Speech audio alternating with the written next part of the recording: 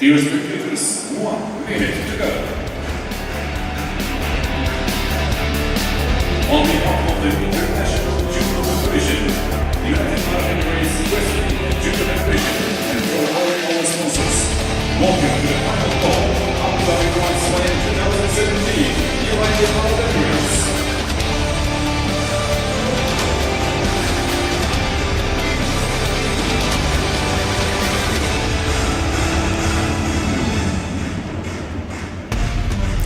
Welcome to Abu Dhabi and the opening day of competition of this year's Abu Dhabi Grand Slam, one of the International Judo Federation's premier events. The capital of the United Arab Emirates, Abu Dhabi's skyline is a mix of modern towers, shopping megacentres and the spectacular white marble domes of the vast Sheikh Zayed Grand Mosque. We're in the IPIC arena where the final block features all the medal matches in 5 weight categories. And we're going to begin with the first of the bronze medal matches in the under 48 kilo category that features Shira Rishoni representing the International Judo Federation. She's up against Paula Pareto of Argentina. And with commentary for this and all the medal matches, it's a very warm welcome to former world champion Loretta Cusack-Doyle. Thank you very much for that introduction, Sheldon. And yes, this is going to be a very exciting final block. And as you said, 48 kilos, the bronze medal final against some very strong athletes. An Olympic champion in her own right from Argentina, Pareto in the blue, and Rizzoni, who's had an astounding performance today. And in my opinion, should have been in the final. So let's see how these two young ladies perform against each other. Pareto has had the advantage of winning against her opponent, Rishoni, so obviously that'll be in the back of her mind. But as we know, Rishoni's been on form today, so that could just turn all around. Just a single slip from Shira early on. Well, we've seen some good athletes go out today, haven't we? There's some highs and some real lows as far as performances are concerned. But here we are now, the bronze medal contest. We were talking earlier on about a judoka whose name is going to come up later on, so we'll bring that name up. But right now, what we were saying was about the limitations, limitations in scoring techniques. And, Pareto almost falls into that with that low Morote, Tsuragi, Tsurikomi-goshi shape. And if that's not working, there isn't a great deal, after that. No, there isn't. And she's very limited. And there's a couple of other athletes, like we say, that is exactly the same, that they are limited. They've got something that's very strong, but they've worked it to death. They're so predictable now that if they don't go away from this tournament, realizing where the strengths and the weaknesses and what they have to improve, we're going to see the same performance next year, and they're not going to be successful because they've been known. And this is the advantage we have of video analysis and everything that goes on. Yeah, for some, there isn't the luxury of time to go back, work on something and bring it back at the very highest level. And I think Pareto falls into that. What you see is what you get. That's correct, yes. The difficult thing for Rishoni is that she's so good at it, it's difficult to stop it. Yes. Anyway, we'll see which way this one is going to go. She's got a very strong lapel grip there. She controls nice, and Pareto drops to her knees. And now Rizzoni is looking for the Sangaku turn. Very strong there with the legs. She's just trying to get that rotation over. Finding it very difficult. Pareto looking very strong down there and aware of what's happening and doesn't seem too fazed by it. The referee halting that situation, calling the mate.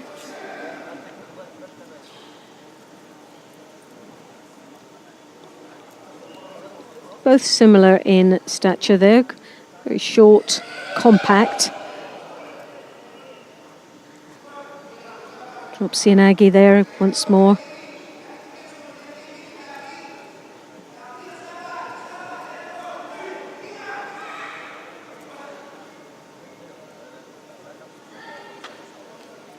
Well, the referee there looking for video feedback and has decided that Pareto gets a Wazari.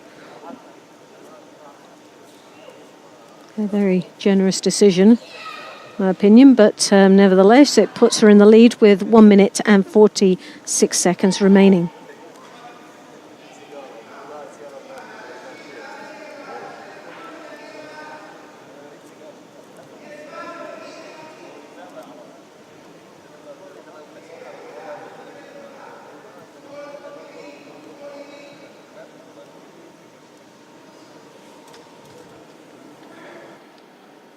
Well, looking very focused there. Rashoni knows what she needs to do now. She trails with that Wazari on the board against her.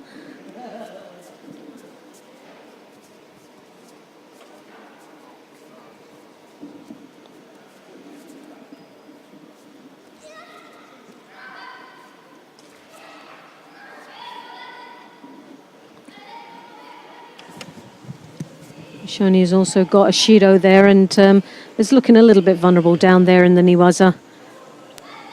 While she's there defending, she's not really capable of showing what she's capable of doing in the Tachiwaza and get an opportunity to come back into the play of this contest.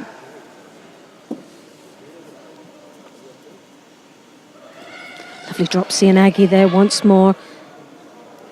Picking up the second Wazari. Now she tries to follow through into the Niwaza. Again, you can see the Sangaku. She's trying to come through, looking at different options down there in the ground, but none of them are successful enough.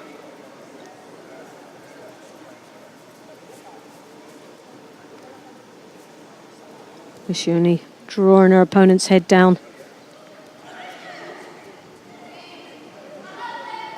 It's not really had much of an impact in this bronze medal final at all. And finds herself with 22 seconds remaining. It's looking more and more unlikely that she can come back. There hasn't been the threat from her. No, either. She just hasn't got any sort of strength within this contest. Typical Pareto workmanlike performance, putting up the scores, almost bent over, you know. Yeah, very solid athlete, quite Hard to break strong. down. It's very difficult to come in unless she comes upright. And there she takes the bronze medal here in Abu Dhabi. Pareto of Argentina.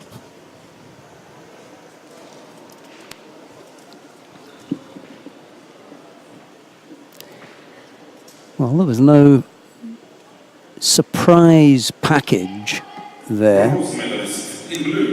for Shira Rashoni. She knows Pareto very well, and she knew coming into this match exactly what it was that she was going to have to face. Yes. But it was something that she couldn't get past. Here's some highlights, and we'll be back with more action from the opening day of competition. First bronze medal contest on the screen, and the victory of Olympic champion Paula Pareto, Argentina. Well, there was the first attack that put the pressure on. Again, that was the Wazari, straight off the sleeve grip. Rashoni really didn't have any defences on that at all.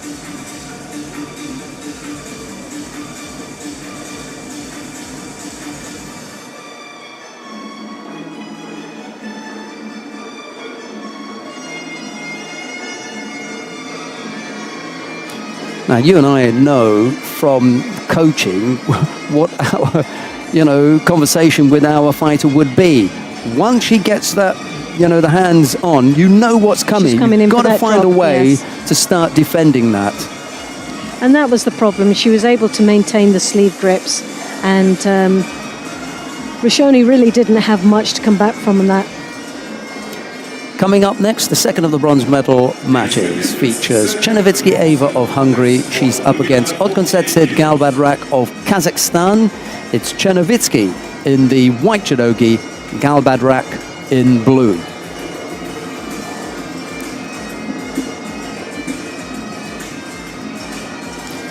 The referee in the middle for this one is Everardo Garcia of Mexico, who arrived from Mexico into our hotel. He was staying in the same hotel as us, and they had a Mexican night.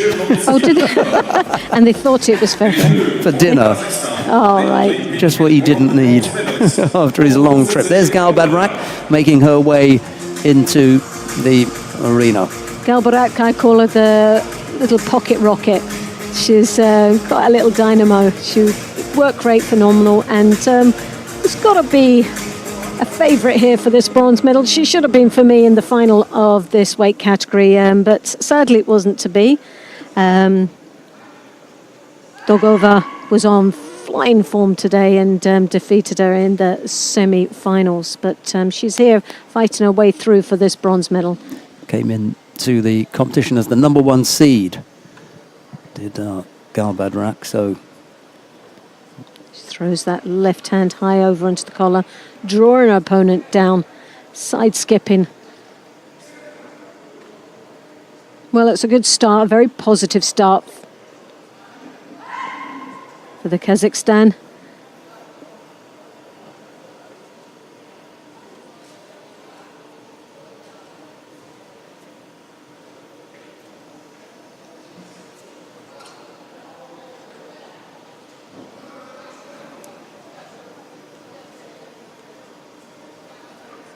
Well, Gal Badrak, as you can see, they're both opting for those sleeve grips.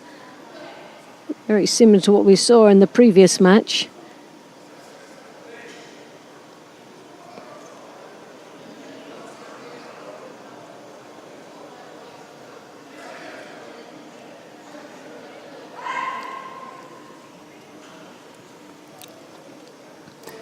yeah, of course it was. I mean, it's easy for me to say you've got to defend against a particular type of grip, but given what we had said initially about Paola Pareto, knowing where the threat was going to come from, the minute that she took those grips from where that threat was going to come from, you had to be looking out for it, and Shiro Rishoni couldn't come to terms with that.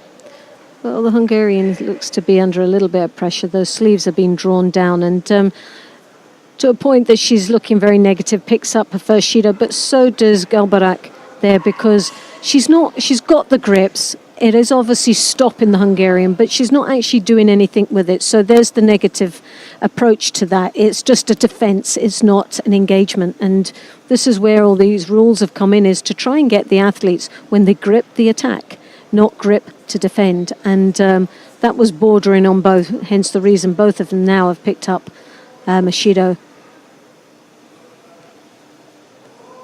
Shevnetsky, there were two Shidos. One more would result in the hand Sokumaki, and she's still got 2 minutes remaining in this contest. It's a very uncomfortable position to be for the Hungarian, and really now has to start changing the dynamics of this contest to suit her. And now Gal Badrak picks up a second penalty. Second to a pair. To me, that always suggests that they've come in with a tactical battle, because those are errors, and you get one, maybe possibly two, but the minute you get to 3 or 4, then you know that it's a tactical battle.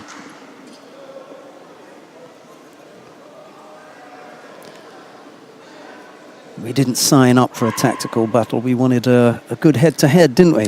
Well, yes, we were hoping, and based on their performances throughout the day, they've been actually quite good. They've been outstanding.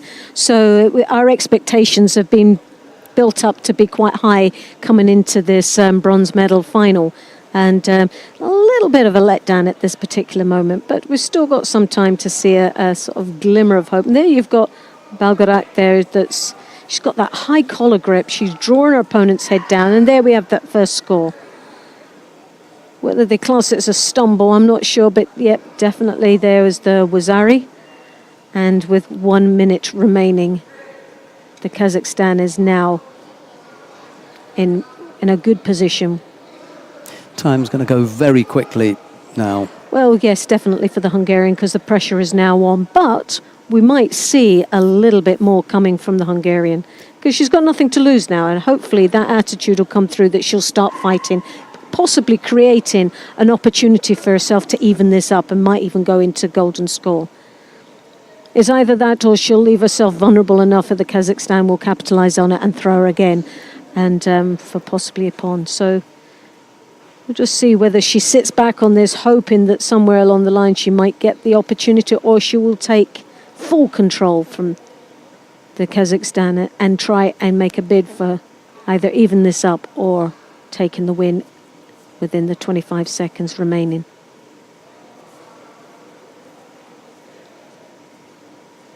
Well, it doesn't look like there's much of a change from the Hungarian. She's caught up on those sleeves.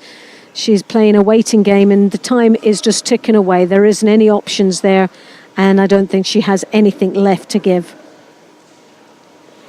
So Temi was into the grand, and nicely executed to finish for another Wazari.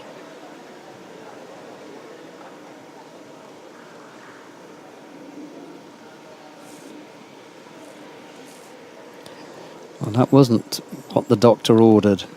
Well, Dr. Chernovitsky, anyway, he didn't order that. No, maybe not. Dr. Kalbadrak did. Well, at the end of the day, it's two scores, two Wazaris, and the last little bit at the end was quite a nice finish to what was it started off a bit of a head-to-head and very slow start.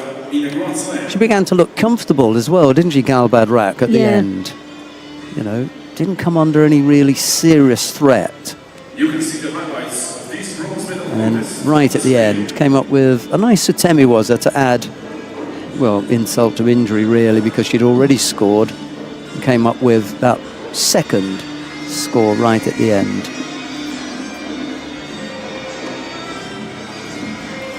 And there's some bagpipes warming up in the background.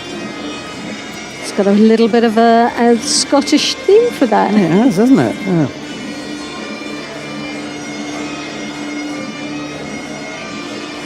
Well, after the two bronze medal matches, we come neatly and nicely to the final of the under 48 kilo category. May not be the head-to-head that we expected, which really was Kalbadrak and Milica Nikolic. Instead, it's going to be Irina Dolgova of Russia to face Milica Nikolic of Serbia. It's Dolgova in the white judogi, Nikolic in blue. Well, they've neither had a head-to-head, very similar, same age, 22. So this is going to be a very interesting match indeed. Yeah, it's finely poised on the 2 points that Loretta has brought up there. You know, same age, both 22, and neither of them has got that much more experience than the other. You know, you can't say that Dolgova has been at a higher level for a longer time or whatever. It's very, very slim. They seem to have grown up within the world of judo at the same timing, and most probably have followed each other through in the same weight categories as cadets and such and so on. Dolgova has got superior knee waza. There's absolutely no doubt about that. No doubt about it. But she hasn't had that many opportunities here today. True. That's the one thing. She's shown, but she's not been able to create much openings and opportunities for herself to show us that. But in the previous events, we've seen some fantastic knee waza. So it's always the danger. Nikolic, I would say, shades it on sheer gutsy fighter type mentality. Yeah, I would agree there. She's what she lacks in possible technical input. She makes up in grit, hard determination. But both these athletes are very, very strong and very in good condition. They're able to sustain a sort of a level of contest right through, and we've seen a lot of golden scores here today, and these ladies have been part of those golden scores but still been able to keep that level of condition right the way through. Dolgova picked up the penalty there, just guilty of just holding back for a little bit and making it difficult for both fighters to grip up, and the referee decided. A bit of a Harai Makakomi there from Nikolic. It's unusual for the really super lightweights to come up with the Haramaki Komi. It's normally one that goes at the heavier. It was quite interesting to see what weight homed in scale. on the coach there for the Russian, Patrick Roux, one of the French coaches in the past, who also was a coach for Great Britain a few years back. Very Japanese style of teaching. Very much a very traditional philosophy behind his judo coaching. And you see this happening a little bit more with the Russians, that they, where before, like we were saying, their niwas are always been superb. They've been very, very strong down there. And their technique was always, their will to win was about being conditioned and strong, very powerful Russian women. Now there's a flare of ashiwazas and footwork. They're starting to become a little bit more elegant out there. I was talking to the Russian coaches about the length of time that it takes, preparing women's teams for high performance. And he said it's not just, Russian women, it's just women in general. Everywhere you go, it takes a long time to get them, break them into that top group. You can come up with a 17-year-old, 19-year-old male winner, fresh from the juniors, but the likelihood of you doing that. I'm surprised that it's because obviously for women, I would have said that the transition through from cadet to junior to senior is so much smoother, and you find a lot more younger women involved. But as the years have gone by, you see a lot more women being able to sustain that level for a lot longer in their career. Normally, in the past, at about 30, you would say they were really going to the end of their career. Now we're talking 30 plus, and they're looking at peaking. So they're able, with all the technology and the sports science and performance and the ability to sustain an athlete's and physically prepare an athlete's body for that length of competition career right through, is becoming more and more. So these women are staying out there much, much longer. So that experience is what these youngsters are being held back from now, because there is so many experienced women out there which have obviously got the maturity and age. And so that transition isn't as quick as it used to be. Still the single Shido against Irina Dolgova. We're into the last minute. I wouldn't go as far to say as Dolgova is disadvantaged at the moment. Certainly if we get to the golden score period, that yellow card is going to loom a lot larger. Well, the golden scores that she's been in, she's dominated through. Just a mindset just changes so quickly when she goes into golden score. But she's trying to get this side skip here. She's trying to get this ashiwaza going, but she's not managing to get them to flow with her. It seems to be a couple of side skips and then a stop quite still.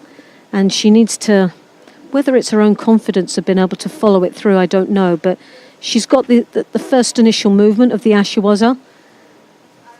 An error there from Nikolic as she failed to keep pace with the contest. Just had her arms stuck out for a little bit, and now she's picked up a penalty. Well, there was a lost opportunity where Nikolic came across for what looked to be like a drop Hayatoshi, but left her elbow wide up there to be taken, and Dolgova didn't actually look at that as an opportunity. So both have got a Shido apiece now. We're into golden score. Drop Sianagi, and this is where we see a change each time from the Russian. Seen it in her previous matches that she just steps it up to the next level now.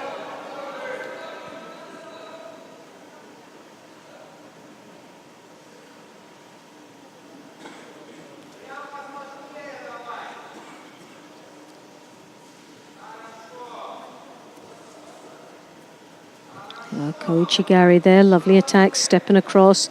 A nice flurry of attacks there. Ouchigari, there's a great combination there. It's close for a score as There's well. a lot more attacks being shown there than what she did through the whole 4 minutes in the contest. We've seen just the Kochi, the Osota, the Ouchigari, the side skip, and there's the Shido. Yeah, you don't get long. 46 seconds into golden score. Passivity penalty picked up by Milica Nikolic. Leaves her with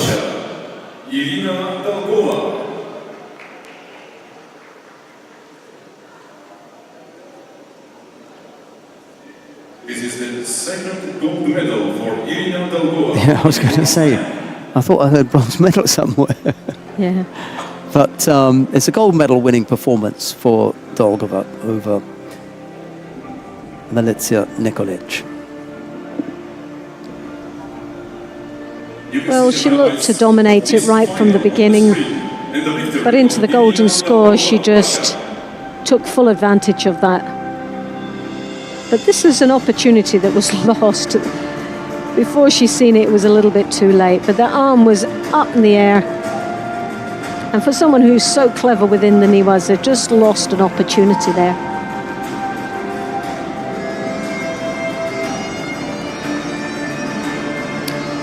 We come now to the next of the weight categories. It's the under 60 kilo category. And the first of the bronze medal matches features Guzman Kyrgyzbayev of Kazakhstan.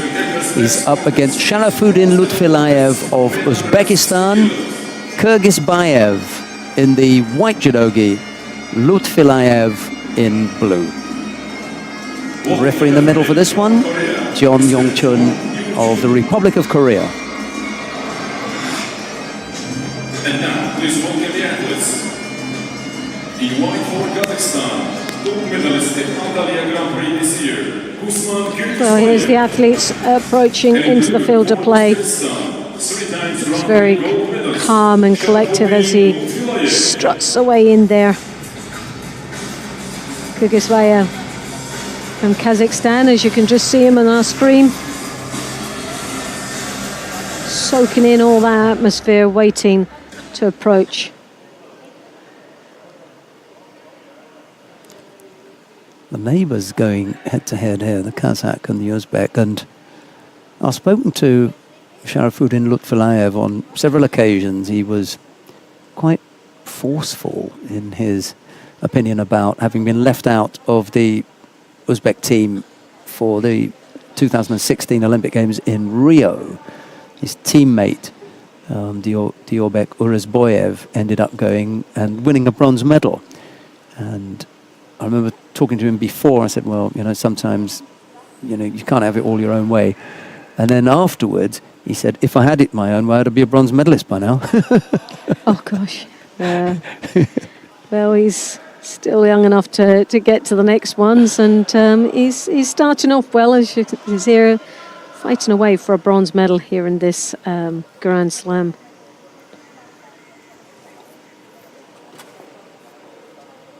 I was partway through telling him it was a good choice then, wasn't it? You know, to send your teammate, because he came back with a bronze.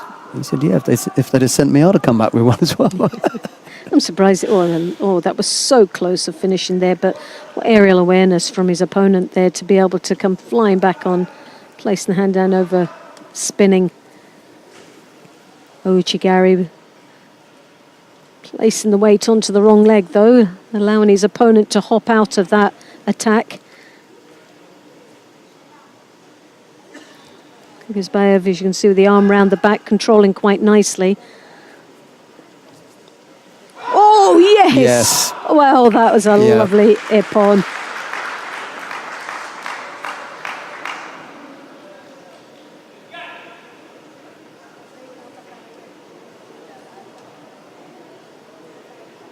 Kyrgyzbayev is having a look up at the big screen. I'd suggest he wouldn't want to watch that one again. No, that was an absolute cracker, that was. He threatened him a couple of times with that. He had showed that, and he stepped over, they put the hand down. He was very aware with and in tune with his own body movements that he managed to get like a cat-like awareness and land back on his feet. But you only get away with that with so many times. You can't just keep threatening that. And Lutfilayev takes the bronze medal for Uzbekistan.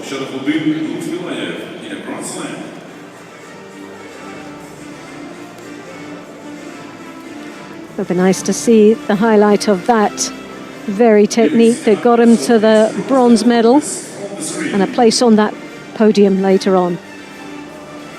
Hooked in with the Uchimata and over he went. He tried to step it, but it was too far and too deep. Those hips went right through the center.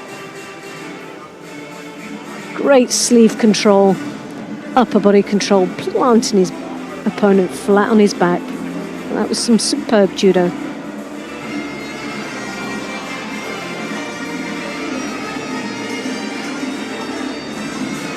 Once again,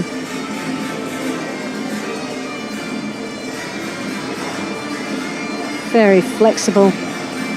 See, that's a much nicer landing. Lovely control there. Good shot.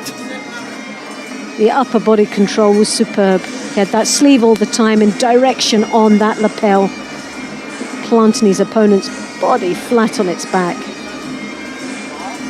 Oh. Well, no question about that. Well, that was the first of the bronze medal matches. We've got a second coming up now, and it features last year's champion here, Francisco Garrigos of Spain. He faces one of the top favorites from today, Amiran Papinashvili of Georgia. It'll be Garrigos in the white judogi, Papinashvili in blue. Was Papinashvili the #1 seed today? He was the #1 seed, yes. Yeah, he was. For 10 Grand Slam medals, a real consistent athlete. Referee in the middle for this one is Jefferson Vieira of Brazil.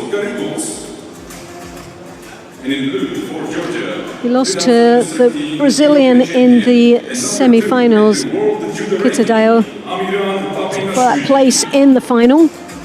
He'd be pretty disappointed with himself there, but for me, it's got to be one of my favourites to take in this bronze medal here in the under 60 kilos.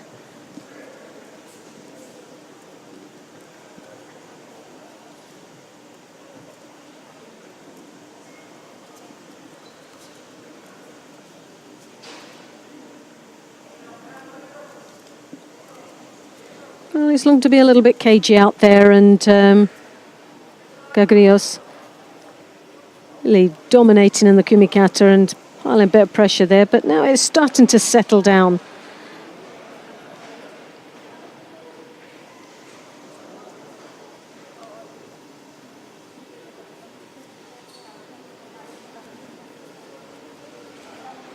Sutemiwaza there from the Spaniard.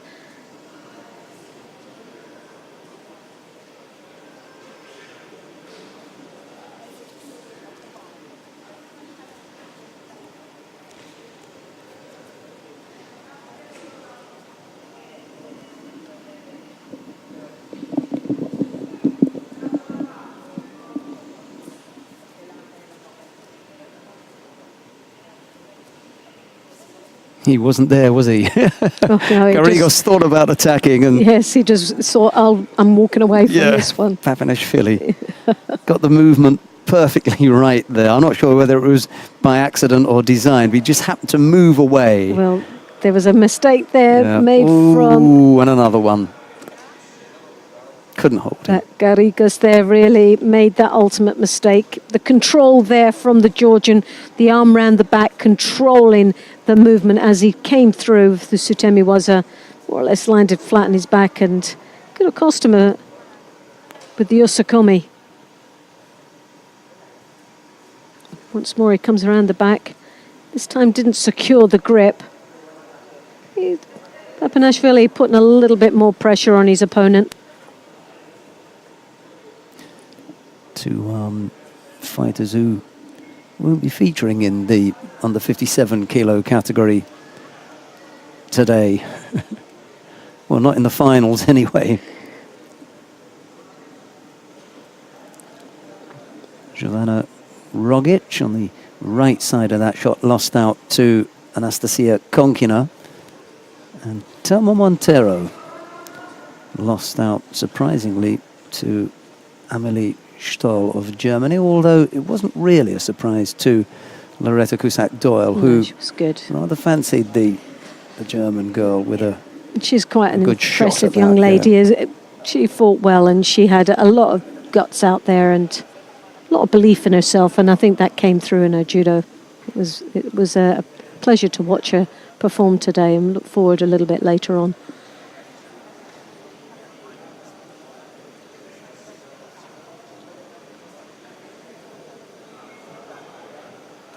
Well, with 1 minute 23 seconds remaining, there's no score, but there's surprisingly, just saying no Shidos, but Papanashvili there picking up the first Shido. Just over a minute remaining. Good aerial awareness as he spins off the attempt of the Sutemi Waza.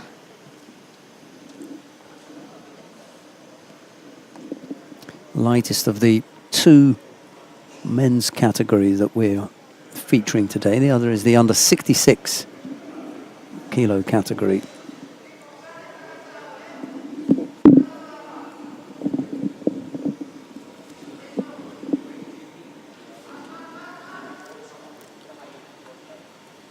Oh, Chigari there. Oh, lovely execution of that. Just lost the control of the upper body as he was trying to finish.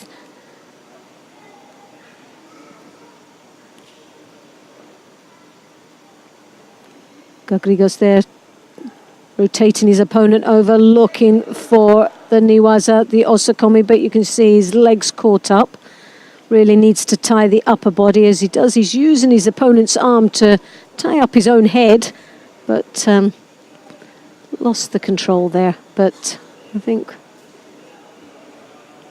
Gagrigos was more or less saying that it was Papanashvili was using his hand to push the head away.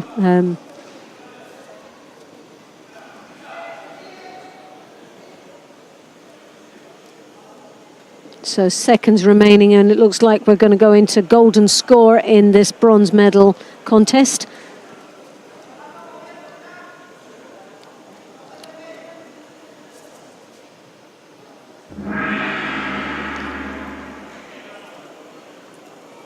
So again, it's very difficult to call this one. Neither one of them have sort of been shining out there and have looked any better than their opponent. So it's just a matter of how they set themselves up into this golden score. Can they go into the next gear and give 100% out there? It's been a little bit cagey at the moment, and neither one of them have been wanting to make that first move.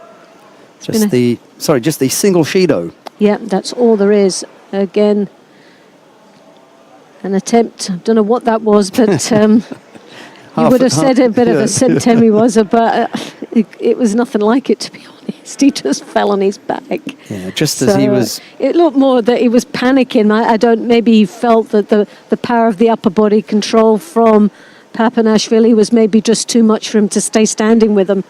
But well, Papanashvili, you can see that arm coming over the top, but the Sutemi Waza there. Maybe that's what he had in mind the first time round. That was a slightly better effort there, wasn't it? Yes, and it was much more control based on, I think, Papanashvili having the upper body control. He had that arm over the top that he was securing quite nicely, which most probably gave him a bit more of a feel when he came in for Sutemi Waza. But well, we've had the almost the first minute, and both fighters attacking well. And Makakomi there, but lost the control and the tightness of that roll, and now's the Osakomi. Oh, he's had to tap out as well. Yes. He's had to tap out. Quite sure why, but obviously.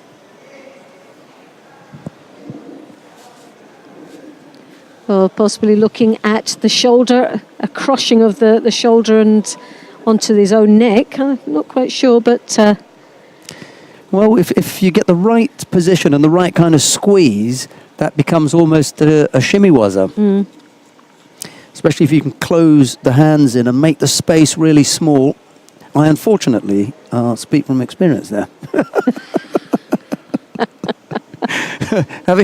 having been on the receiving end. Oh, I was going to say on the receiving end. I thought you were showing up and saying that's what you used to do. In another life, I'm afraid, but I'm always honest. You know, if I've been thrown or dumped or whatever the case is, I'm honest. Garrigos it is who medals here again. He took the gold last year. He takes bronze on Well, his this consistency, occasion. and that's what we can say about this young man. Let's have a look at the highlights from this one, and we'll be back with more action. Bronze medal contest on the screen.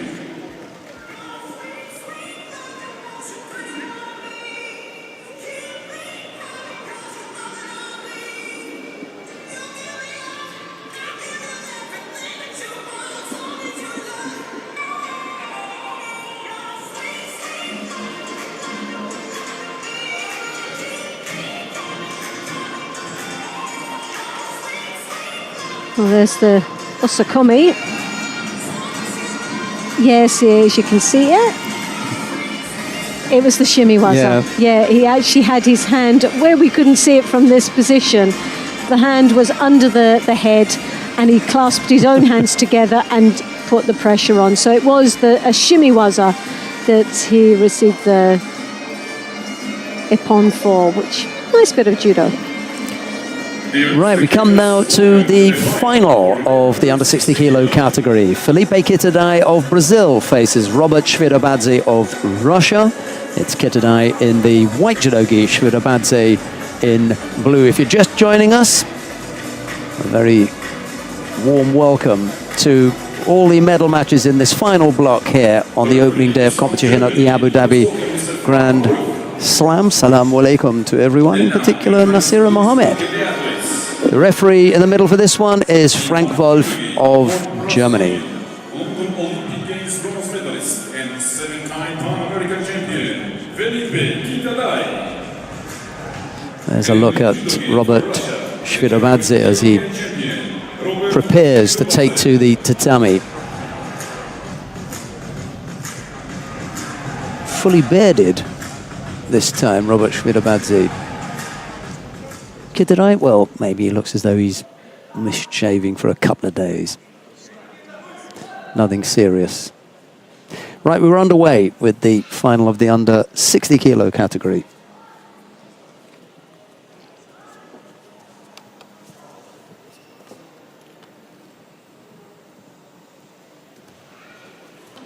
First attack comes from Kitadai. It's a low right-sided Morote Serenagi effort that's in and then immediately out as he realizes it's not going that far. Where did he stop to grab defensively? Gets away with it anyway. Well, on paper, the Russian is obviously the stronger of the two, ranked world number 8, and he's looking quite powerful out there. As you can see, that right-hand high collar grip when he gets it, which is being swiftly dismissed there by the Brazilian, knowing obviously that is going to be the danger if he's allowed that high collar grip.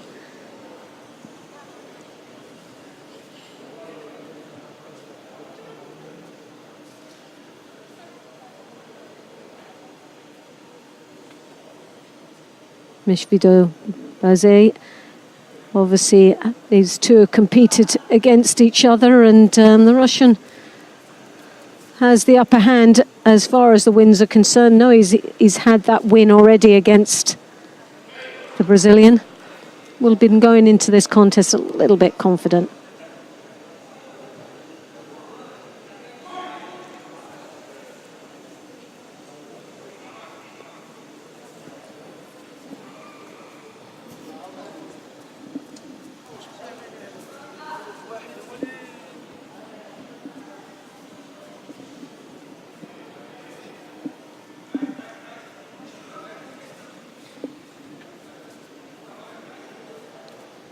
Well, very strong grips there from the Russian. As you can see, he's holding that sleeve. He's got the lapel grip as well as he draws his opponent towards his chest, looking for an angle in with the Uchimata.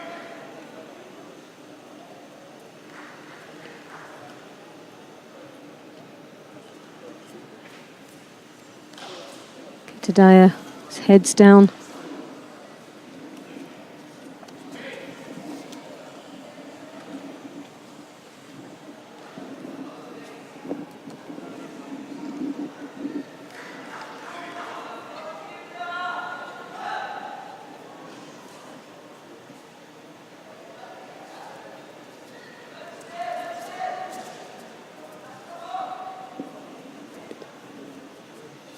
Oh, again, one of those really strong grips, but doesn't seem to follow it through with anything at this moment.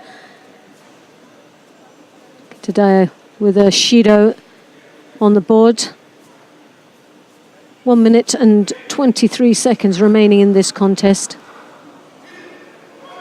Picks up the second one for just holding on to the fingers. That grip, negative approach to engaging into his opponent. He tries to throw the arm over the top, but wasn't successful. But there you have it, the Russian in there first again. So he draws his opponent once more towards his chest onto that. There's a Sutemiwaza.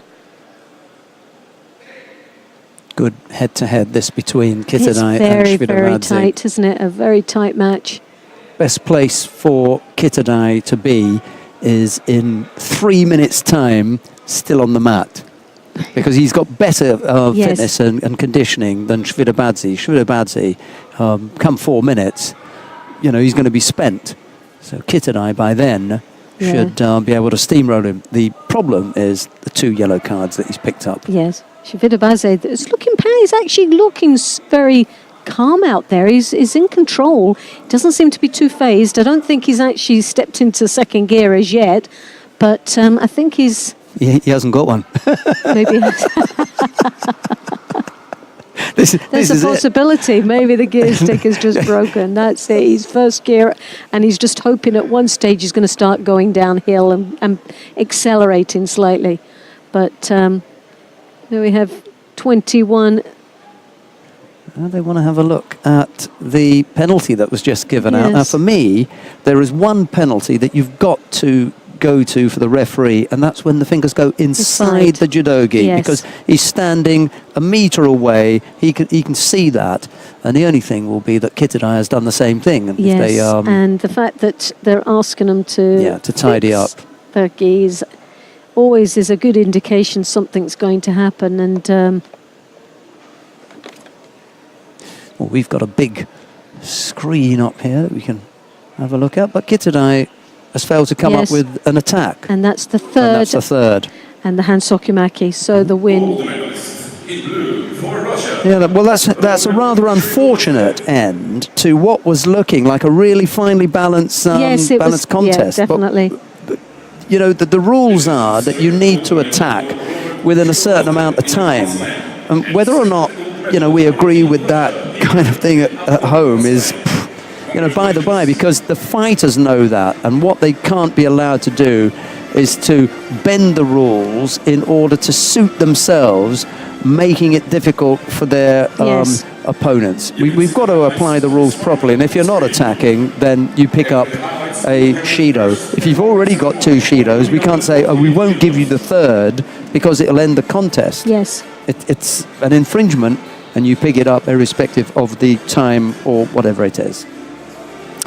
Now, I think what we're going to do now after that final, Robert Shvidabadze taking the gold medal, is to have the awarding ceremony for the women in the under 48 kilo category. That's correct. I can see, however, that there's a bigger presentation party than usual assembling down at the far end of the competition hall, although I can hear the presentation music, so it looks as though that is underway. United Arab Emirates, His Highness Sheikh Reyhan bin Mubarak Al Reyhan, bronze medalist are for Kazakhstan Otkomseze Galbadrak, and for Argentina Paula Barreto. Right, okay, the medals are being presented now, and the first of the bronze medals goes to Otkomseze Galbadrak of Kazakhstan. And to Paula Barreto of Argentina. Silver medal goes to Milica Nikolic of Serbia. And gold medalist for Russia. Gold medal goes to Irina Dolgova of Russia. And the medals are being presented by His Highness Sheikh Nahin bin Mubarak Al Nahyan, Minister of Culture and Knowledge and Development of the United Arab Emirates. The prize money and awards are being presented by His Excellency Mohammed bin Tahoub Al Dari, who is the President of the United Arab Emirates Judo Federation.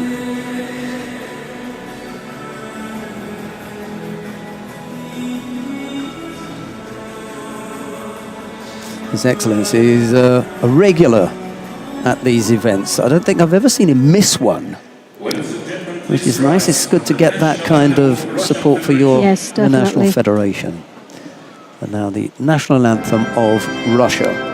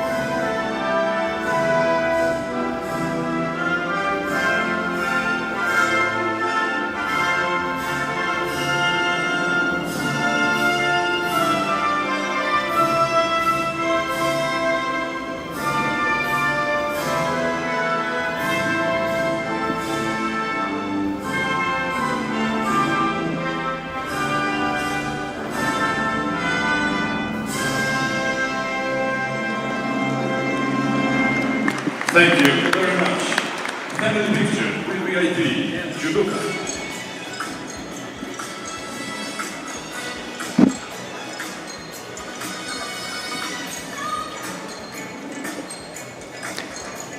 Pareto and Galbadrak were the bronze medalists. Nikolic took the silver, but it was Doldova who walked away with the gold medal.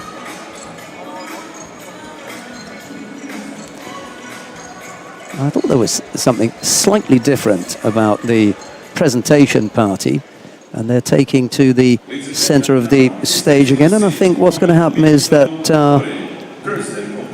His Excellency Mohammed bin Tahoub Al Dari, President of the United Arab Emirates Judo Federation, is making a presentation to His Highness Sheikh Nahyan bin Mubarak Al Nahyan for his continued support for judo and judo development in the United Arab Emirates. Here you go. That presentation having been made, we're going to move swiftly on to our next weight category, and that is the under 52 kilo weight category. We're going to have the first of the bronze medal matches, and that features Joana Ramos of Portugal. She's up against Gilly Cohen, who's representing the International Judo Federation. Ramos in the white judogi, Cohen in blue. And the referee in the middle for this one is Vasily Smolin Jr. Well, when you looked at the statistics there, other than the maturity of Ramos in age, very, very similar as far as matches and head-to-heads. They've had 3, and it's 6, and it's been 3 all. So very interesting indeed how this match is going to sort of pan out here today.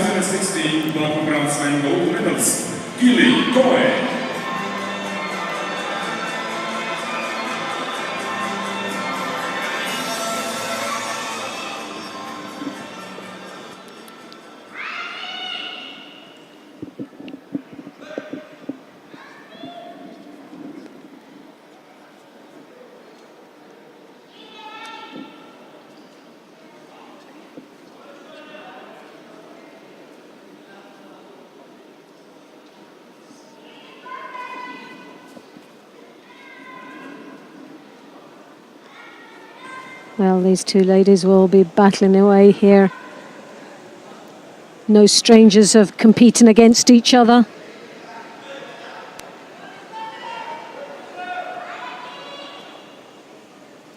Yeah, this is another contest that I think where the fighters are really evenly matched. Oh, yes, very, very even. There's only the difference of age, really. There's about 4 years of a difference, 4 or 5 years.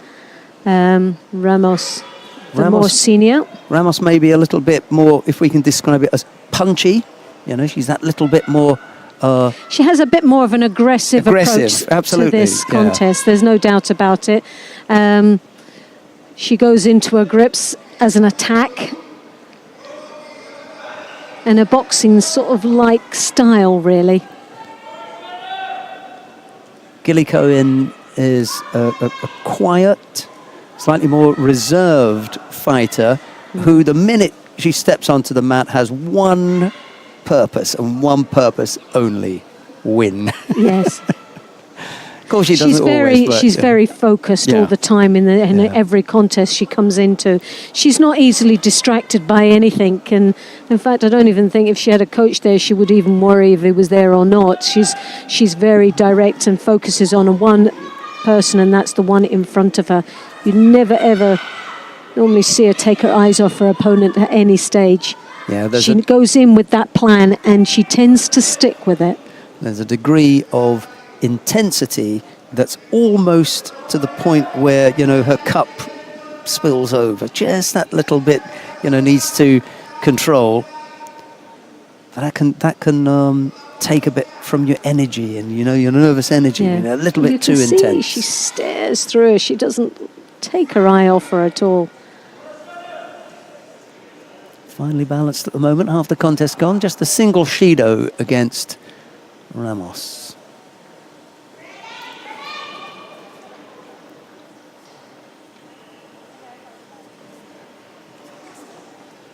An Uchi to Uchimata combination there from Ramos.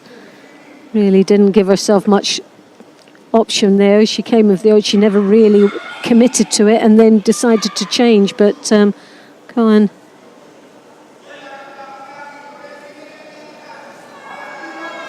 Cohen had an opportunity of countering there with the upper body control, but failed to really follow through on it.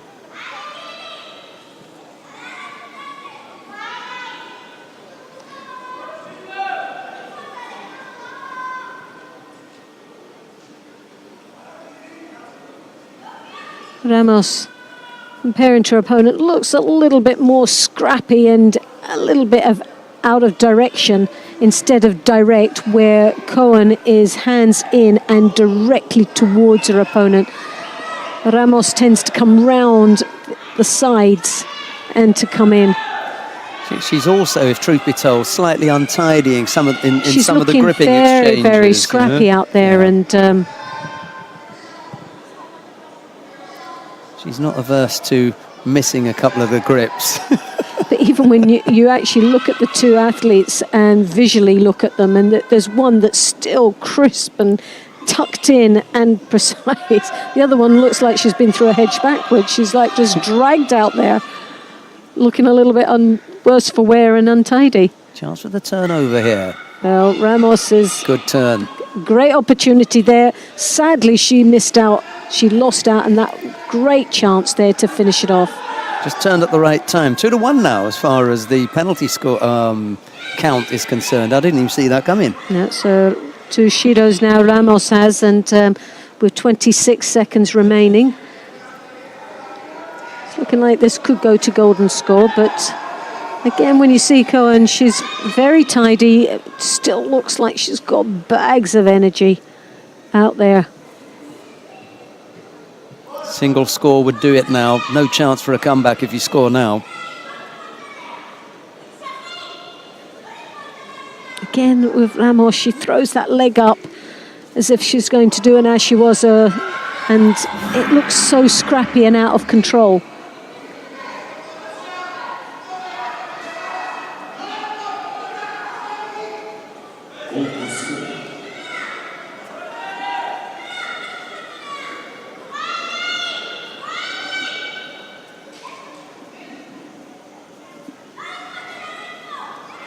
Ramos there tries to go for the high collar grip, and Cohen tries to come around the back, but Ramos really nearly had that Makikomi. It was close. Cohen kept the high collar grip that little bit too long without doing anything or following through.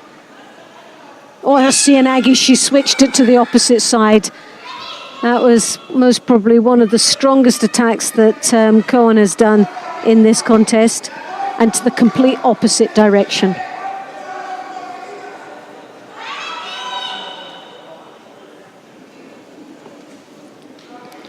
Again, she throws her arm, but there's Ramos looking for what looked to be the Uchimata, but she also had the Makakomi upper body control.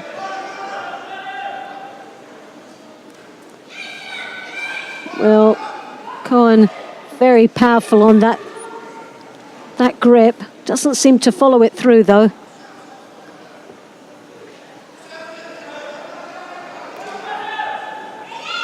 Sianagi, oh, and there you have it. Just coming up to the first minute of golden score, and there's the Wazari with the Ippon Sianagi. Persistence, stickability. Well, she was just precise all the time, and for me, she was putting in the strong attacks in that golden score. That high collar grip was going to be the opportunity for her. There was a couple of times you just felt that maybe she could have come unstuck with the Makakomi from Ramos, but no, she stuck to her guns and what she had planned to do, and it came through for her.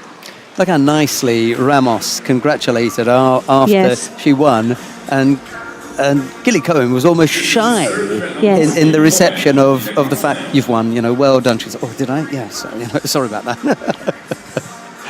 So here's some of the highlights of that contest. As you can see, the Ippon Sianagi, nicely executed, really tight on that arm. There was nowhere that Ramos was going anywhere other than over. Yeah, that's, oh yeah, nice. Well caught. Oh. For all you it just looks better watching, each time we see it, don't we? Yeah, for all you youngsters watching, trap that arm.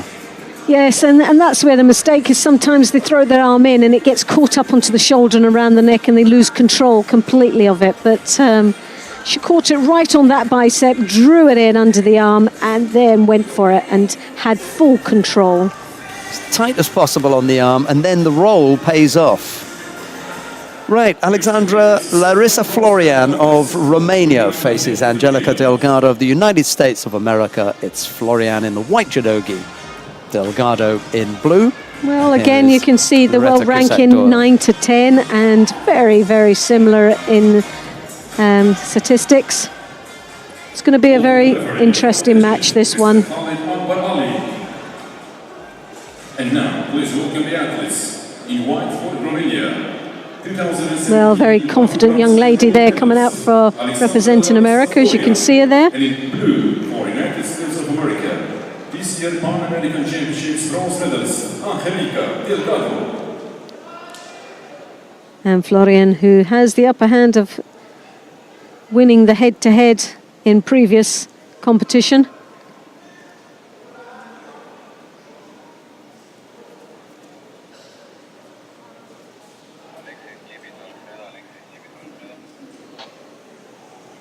One thing I like with Florian is that she has, oh, lovely as she was her. She said, she did it before I could say it. It was, I need to speak faster.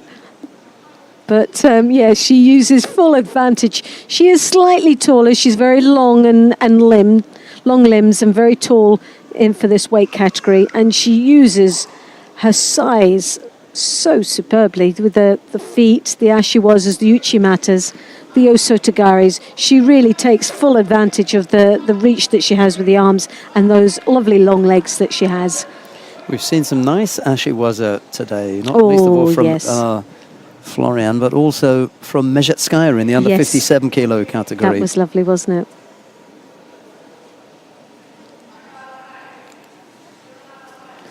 Delgado there with the Ouchigari and decided that she was going to change to go forward. Didn't really persist on the Ouchi. Didn't get that spin off it. She pulled in. Oh, look at the feet. Lovely as she was there.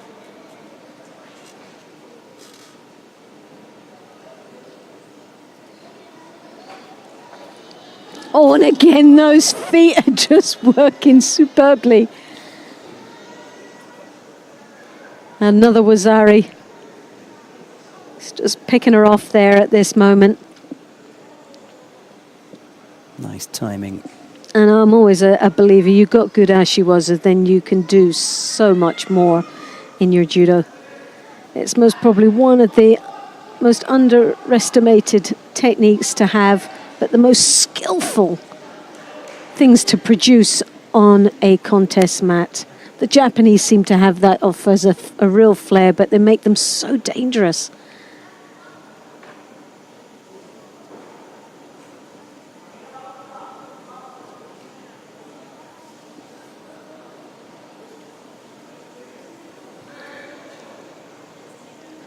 Well, Florian looks so comfortable out there, and never at any stage has she looked like she was out of control in this contest. Has dominated it right from the beginning. Delgado has had a couple of real hard knocks in this contest, and I think it's now really knocked her confidence a little bit out there. And she comes in with that Ouchigari once more, but she looks a little bit apprehensive, and rightly so. As soon as the skip's there, and she's got to watch the feet.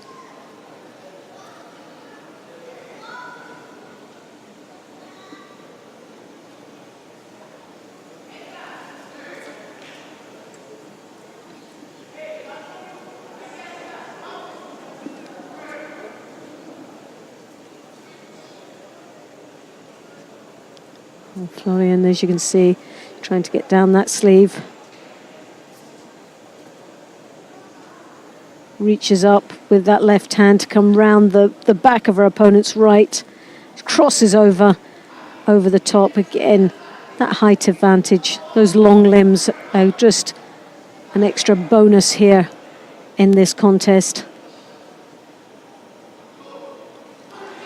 Delgado taking the second Shido. Just now it's just the salt in the wounds. The 2 Wazaris against her, 2 Shidos also on her side, and it's what can she do to come back from this. With 44 seconds remaining in this contest, it's looking more and more unlikely that Delgado can come back into play. Oh, and a lovely Uchimata once more. Those long limbs come through, score a Nippon, and that's a lovely finish for this bronze medal contest. I think that comes under the heading of comprehensive defeat. Definitely. Really well, watching that match, it was as good as watching a final for the gold and silver. It's this young lady, for me, should have been in the final of this competition, but it was a very tough weight division with some outstanding athletes represented in it. Yeah, just the one loss for the number 3 seed to Florian. She lost to Charlene van Snick. Oh, Van Snick has been Belgium. excellent. Yeah, she's. And we'll see Van Snick in the final. Florian then went on to defeat Evelyn Schopp in the repechage contest. Well, Van Snick is the one that I feel is going to win based on her performance today, the gold medal here. And we will find out, because coming up next in the final will be Erika Miranda of Brazil. She will face Charlene van Snick of Belgium. It'll be Miranda in the white judogi, van Snick in blue. We'll finish off watching the highlights. Well, look at that finish there with the Uchimata.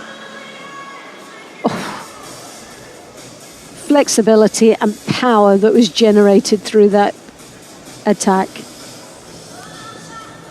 Doesn't even look like she's broke sweat there. Well, Miranda has the upper hand here, and she's got 3 years maturity in this contest, and there's 123 wins to 103, not much between them, and won by Ippon again, 59 to 68.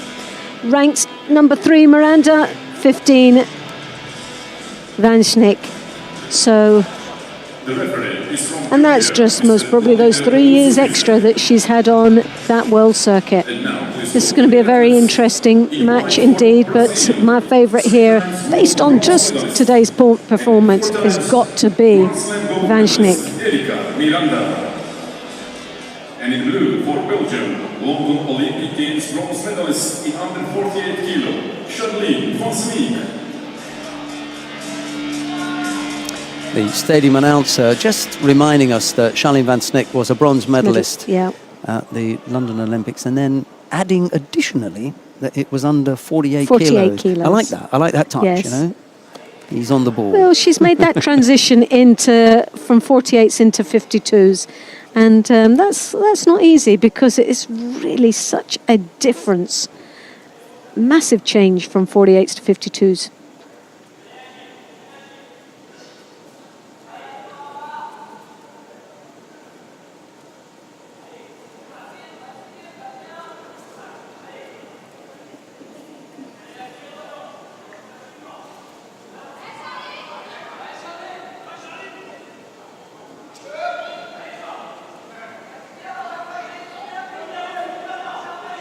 Well, circling motion between both these. Neither one of them wants to engage straight in, but then you have Van Sneek that's been gutsy enough to go first, but Miranda straight in to the knee waza and the shimmy waza.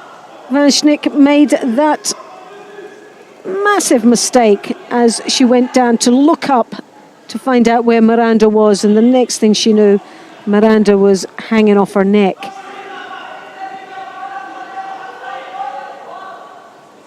Feisty Brazilian,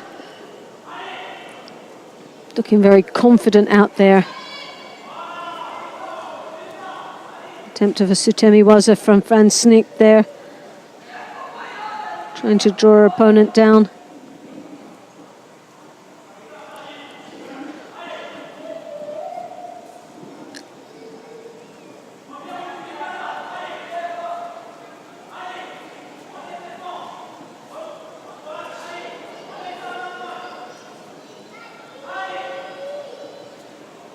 Van Sneek, as you see, both of them looking to keep that sleeve down, both controlling the left to right sleeves.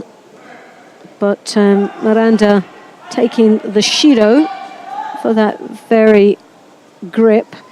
Van Sneek stepping across for the Siotoshi, scoring her first Wazari, now puts her in the lead with 2 minutes and 15 seconds remaining in this contest. So that's got to be a bit of a confidence boost there for Van Sneek as she works her way into the knee waza, looking again for any opportunity down there to pile the pressure on Miranda and also have the clock tick away quite nicely. But the perseverance with that Siotoshi paid off and puts her in that comfortable lead. We're still halfway through this contest, so I don't think that's the only score we're going to see. Miranda trying to get past the defences there, piling a little bit more pressure on Van Sneek, and we know that Van Sneek can't hang on to this. She still has to engage herself in this contest and fight through. Leaves her head open a little bit, and Miranda comes in with Uchimata, trying to follow it through in the ground. Van Sneek comes back up on top.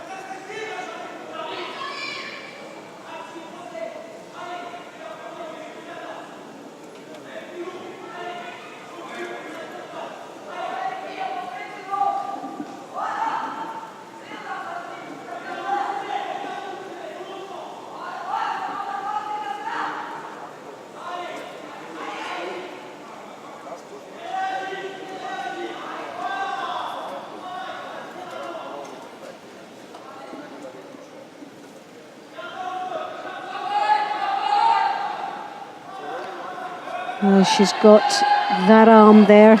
Ooh. And yep, a nice little bit of niwaza there.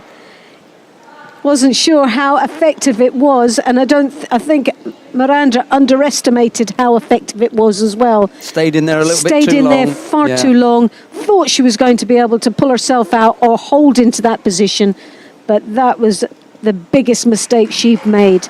And Van Sneek takes the gold medal for Belgium, and in style.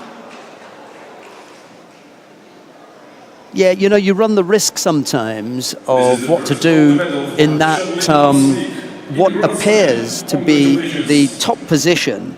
You know, you're a partner your partner is down and you're on top working away, but your arms are extended. And if you're not careful, you know, you can find yourself trapped. And that's exactly what happened to Erica Miranda. And by the time that she realizes it's not,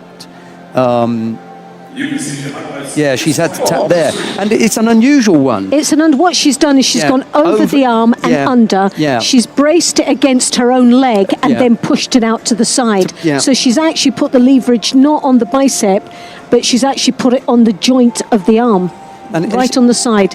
It's really nicely done. She doesn't need Very to... effective.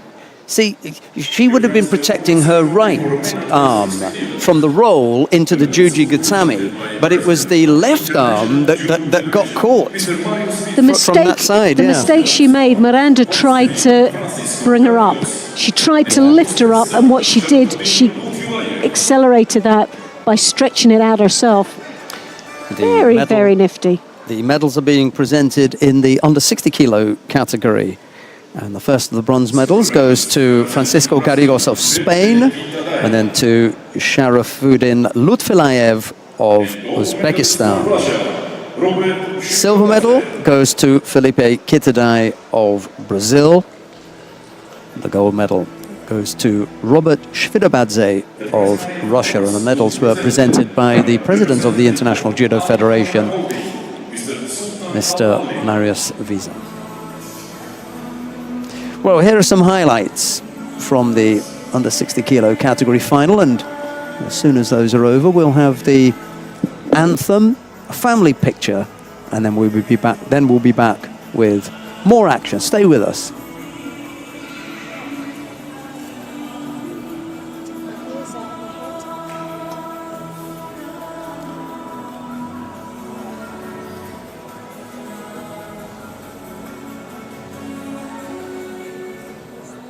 Ladies and gentlemen, please rise for the national anthem of Russian Federation. Now the national anthem of Russia.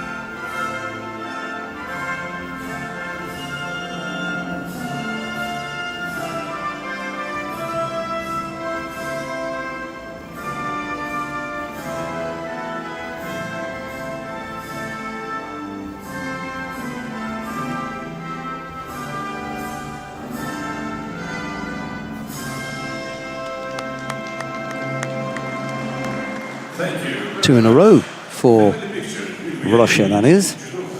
Irina Dolgova taking the under 48 kilo category, and now Robert Shvidabadze coming back with a gold medal in the under 60 kilo category. There's that family picture that they talk about, and then when the two VIPs move on, we'll be just left with the winning quartet, Garrigos and Lutfilayev. The bronze medalist, Kitadai, took the silver, and it was Shvidabadze who came up with the gold medal.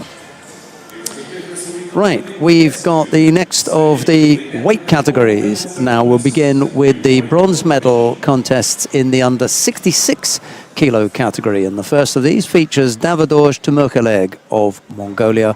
He's up against Abdullah Abdul-Jalilov of Russia. It'll be Davidosh in the white judogi, Abdul-Jalilov in blue. And the referee in the middle for this one will be Veli-Matti Kaninkanta of Finland. That's as much information as I can give you. The rest of the information you're going to get from Loretta Cusack-Doyle. Well, there you can see it, the statistics there. We have not much in it. This is very, very close, but Davidosh there has the advantage of 2 wins over his opponent in the head-to-heads. But as far as age and that is concerned, they're very, very close indeed, and this will be a really interesting match. Both these athletes have performed outstandingly today, but it's been a very tough weight category indeed. 31 athletes participating, and some very strong contenders for these medals. So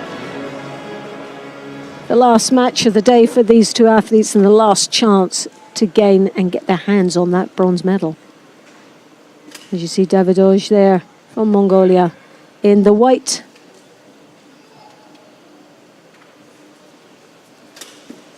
Abduzaliov there in the blue representing Russia. Davidoj came by the IJF broadcast studio earlier on today during the break, and it was with the IJF media manager, Mark Pickering, and as he walked past, we asked him, was he asleep in the first contest? Did he? Yes, that was a little bit he was. Scary, wasn't he? He was came quite out, flat, wasn't he? Yes, he was. He was very flat in the first match. He picked himself up. That's right. Babadazda or something, yeah, was it? He picked himself the up. Azerbaijan, but the Azerbaijan, he was strong. He was good. It was a tough one, but totally underestimated and came out very sleepy indeed. He's made it to the bronze medal match. There wasn't room enough for what was going to come there, which was the big Yoko Sutemi was a counter, but you would have put him into the advertising hoardings if he tried that. So probably thought better and just leave it. Well, it was a very fast skip as well, wasn't it? Yeah, they covered that ground very, very quickly.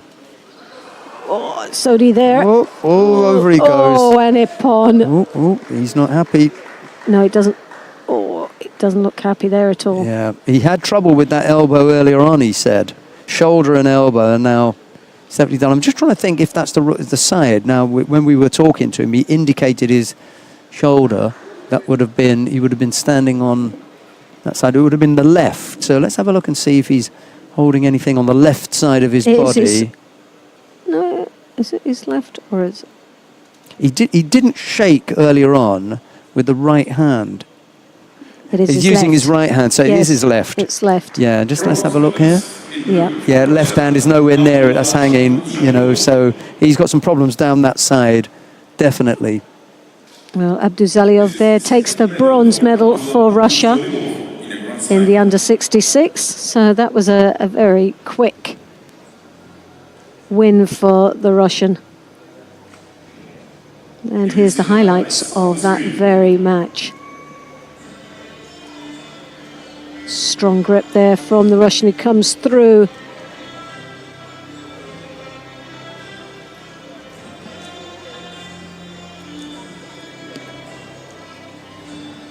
Well, it looked like there was a little bit of pressure there on that elbow with the head.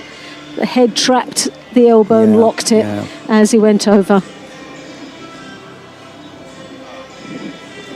And if he was suffering anyway, this is not going to do it any good. Yeah, that wouldn't have helped.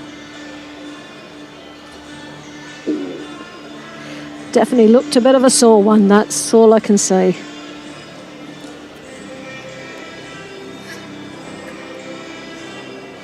Coming up next, the second of the bronze medal matches in the under 66 kilo category. Vaza Margvelashvili of Georgia faces Yeldos Zhumakhanov of Kazakhstan.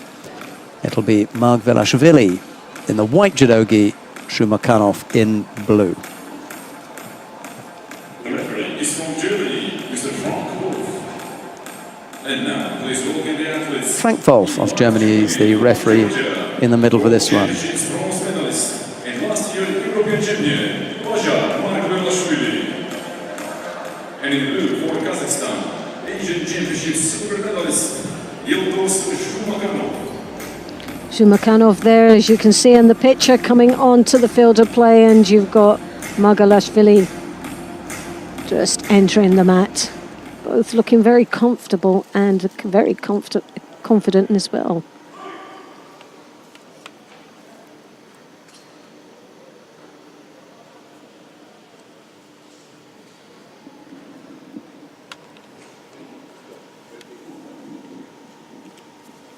Well, the Makakomi there from the Georgian. First exchange of grips and first attempt of an attack. A positive start there for the Georgian, meaning a lot of business out there.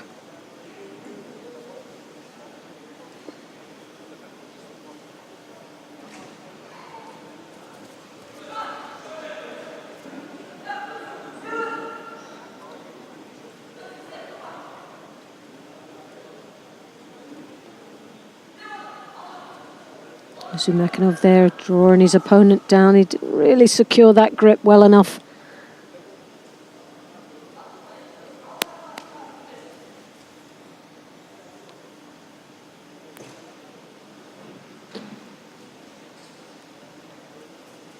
Both very intense as they engage on the Kimikata. Neither one of them successful enough to be able to maintain that grip. Well, there you have the left hand high on the collar from the Kazakhstan as he draws the Georgian's head over, but the Georgian coming in with the attack first. Breaking up any intention the Kazakhstan has, and also Kazakhstan picking up the first Shido.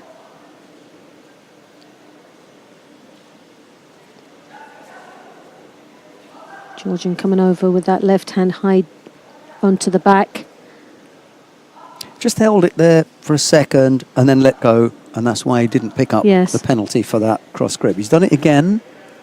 He needs to follow through with an attack. Just needs to be careful here. The only reason he's getting away with it is that Zhumakanov bent over and came back up with the head on one side. Yeah, that's right. Back on the right side. But he's got to... it's too much of a hold there, He's got to get upright.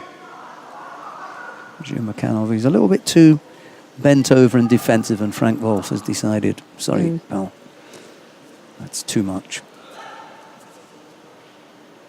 Margvelashvili moving cleverly here, not doing a great deal, looking... Got that arm around the back. And then he does.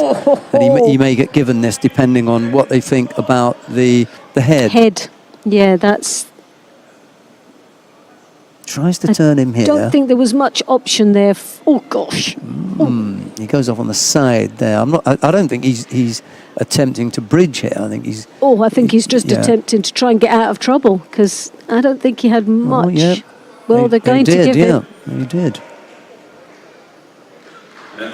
Well, it was there for a safety reason, but... Yeah, they gave the Hansukamake. Go ahead. Yeah, when looking at it, it didn't look like it was a deliberate attempt to try and spin out. In fact, it looked like that he was trying to avoid hurting his neck even in a worse state than what it was. It wasn't a comfortable landing, full stop. But there, the rules are to protect the athlete, and if there was any thought, well,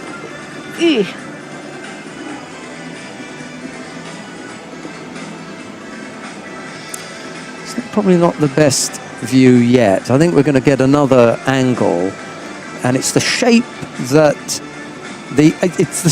what does it for you is the legs and the lower. It's the twist. Yeah, the lower body.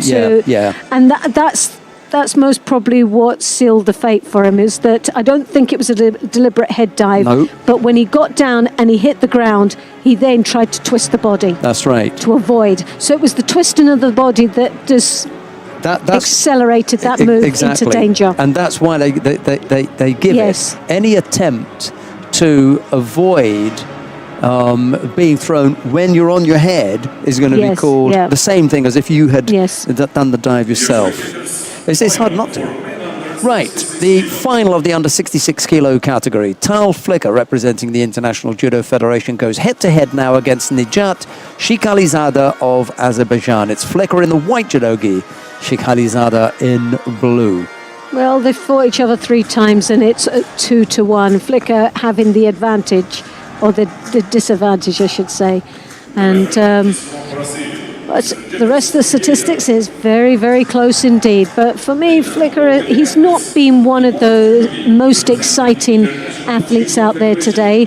He's been very cagey quite considerably throughout every match, and but he's consistent, and he takes his time, but he has controlled every contest that he has fought in today. And not at any time, even though it didn't look very exciting, did he look like he was ever in trouble. So will he manage to be able to do this in this final? Well, we'll just have to wait and see. Shikhalizada of Azerbaijan in the blue. Not seen too much of this athlete throughout the day.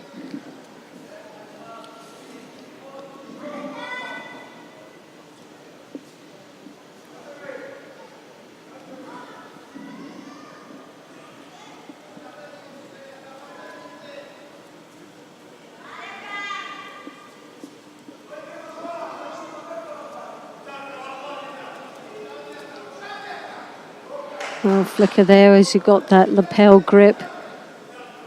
Shaking it up a bit, just looking for an opportunity, creating that space to come through. And he's shown a couple of times with the Osotogari getting that long reach across. Seen it in the first match of the day where he scored a Wazari, the Osota. And both of the athletes now picking up a Shido apiece.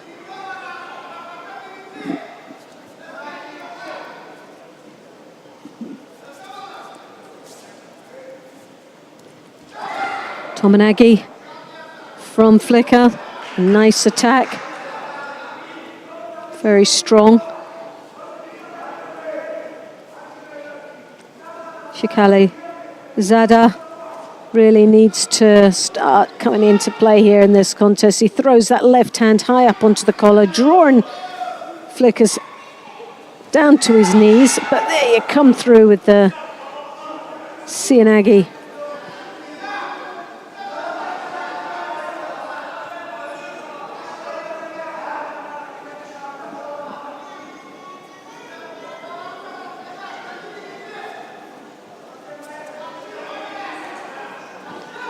Well, the Azerbaijan there has very strong grips when he gets them, but what waste when he drops down for what was an attempt of, well, a lack of attempt of a Sutemi was that picked up that second Shido, piling a little bit of unnecessary pressure on himself. And then Sianagi, over he goes. The Azerbaijan did well to just get out and spin out of that at the last seconds. He's definitely looking the more dangerous of the two, isn't he? Siotoshi there, flicker. yeah, but he just lost the control at that final stage there.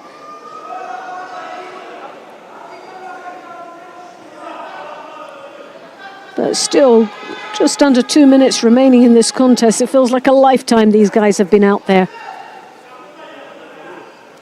So much has happened within a short period of time.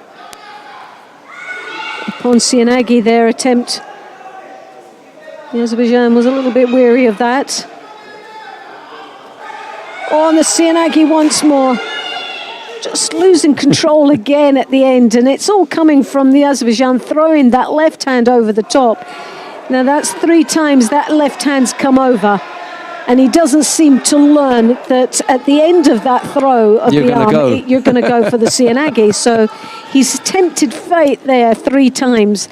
Is the next one going to be one that's going to seal his fate? No, the next one, I think, is going to be a Shido for... and a hand sokomaki. Hand sokomaki, yeah.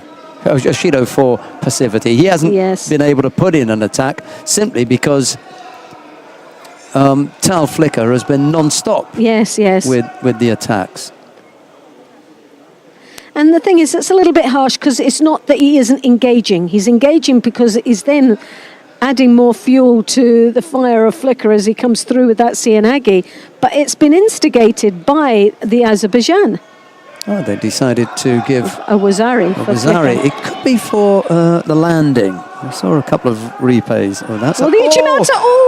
So and tell you what, the top half, he only just missed the top half because for sure, I'm not going to make contact, but definitely on the bottom half there was contact. Not quite enough. I told you about the pillar between us. Right.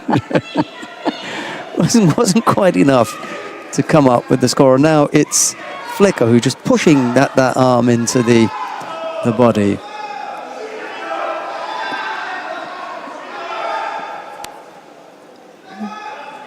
Well, the Azerbaijan is again piling on the pressure, trying to get past the strong defences of Flicker, who's holding him out quite nicely there. He's still composing himself. He's not really looking too flustered by it, but he is in a better situation with a Wazari on the board and only 1 Shido comparing to his opponent with 2. He comes in with the drop Sianagi.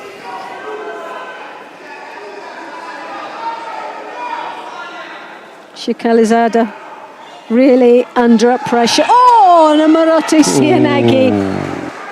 Lovely finish. And most probably the best match he's had throughout the day.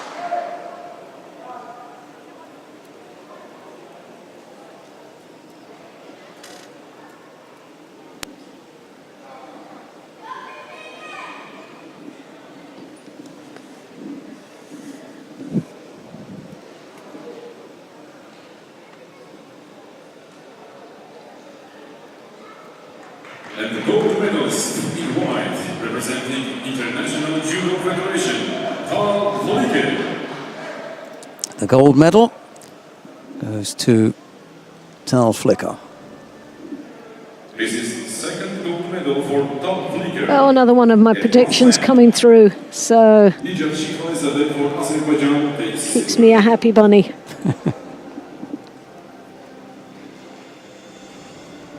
There you have it. You can see the highlights of this final on the screen. One-sided as he drops through for that Sianagi. Oh, it plants him just nicely. It was a bit of a lashing, wasn't it, that last one? Yeah, that was what you call a whizzer. Over he goes.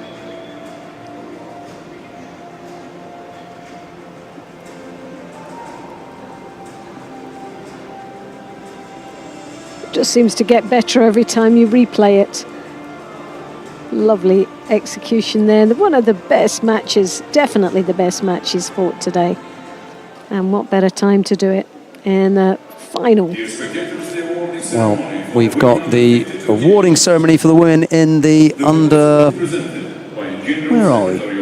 52 kilo category. His Excellency Arif Alavani. Bronze medalists are for Romania, Alexandra Larissa Florian. And for international Bronze medals go first of all to Alexandra Larissa Florian of Romania.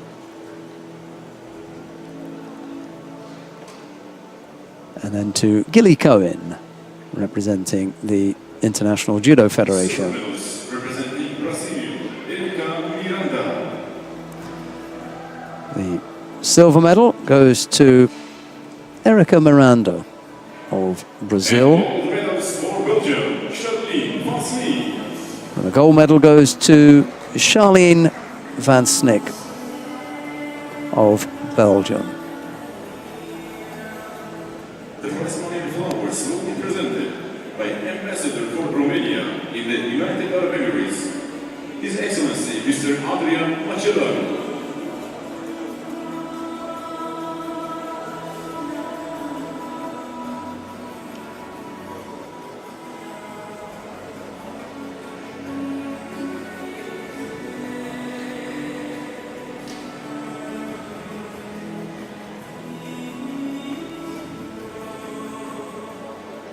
Ladies and gentlemen, please rise for the national anthem of Belgium.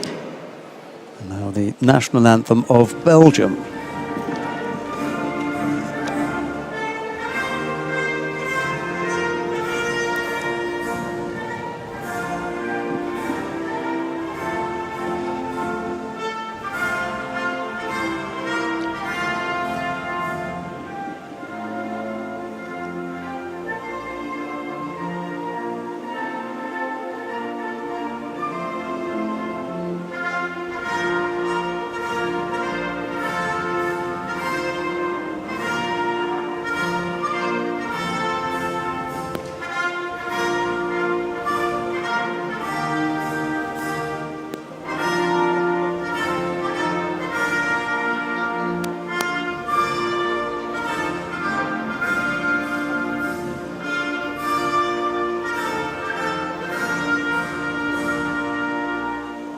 Thank you very much. Family picture with IPIC and Judo.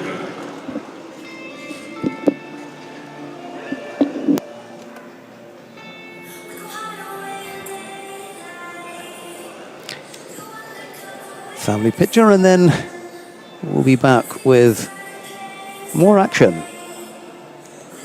Florian and Cohen were the bronze medalists. Silver medal picked up by Miranda, and the gold, Charlene Van Snick.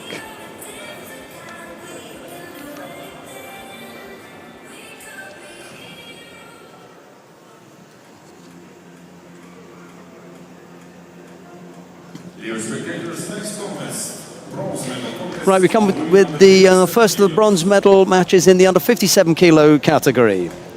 Dakota Smith-Davis of Great Britain faces Jessica Klimke of Canada. It'll be Smith-Davis in the white judogi, Klimke in blue. In the referee in the middle for this one is Vladimir Nutsubidze of Georgia.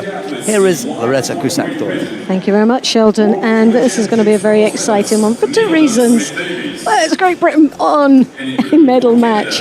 And rightly so, world bronze medalist in Budapest this year, and Klimke of Canada, who's had an outstanding performance here today, is going to be a real tough contender for this young lady from Great Britain. Now, what we were speaking quite a bit about with this young lady, how predictable she can be.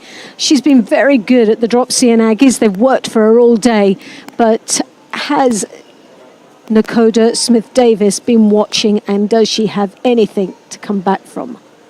Trying to block those Aggies and to be able to do her judo. Well, she's getting a little bit flustered there. Smith-Davis with the grip. And picks up her first Shido. So a little bit uncomfortable on the first opening 30 seconds of this match.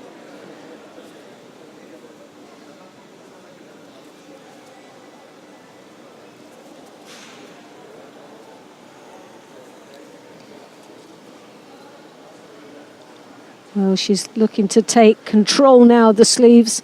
As you can see, Smith-Davis working off her opponent's right sleeve, but that hasn't stopped the drop Cianagi. As you can see there, Klimke once more in there. A very strong drop, breaking the balance of Smith-Davis. Not scoring, but still a very good, strong attack from the Canadian.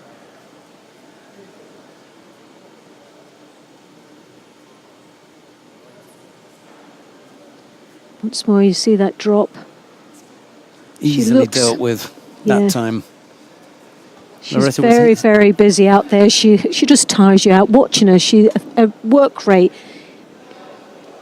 is excellent. She's very well conditioned out there to be able to keep going and sustaining that for this length of time, and has worked like this right through the whole competition. Smith-Davis likes to have it a little bit slower in her own pace, and it really needs to try and break this down, slow it down so it suits her style of fighting.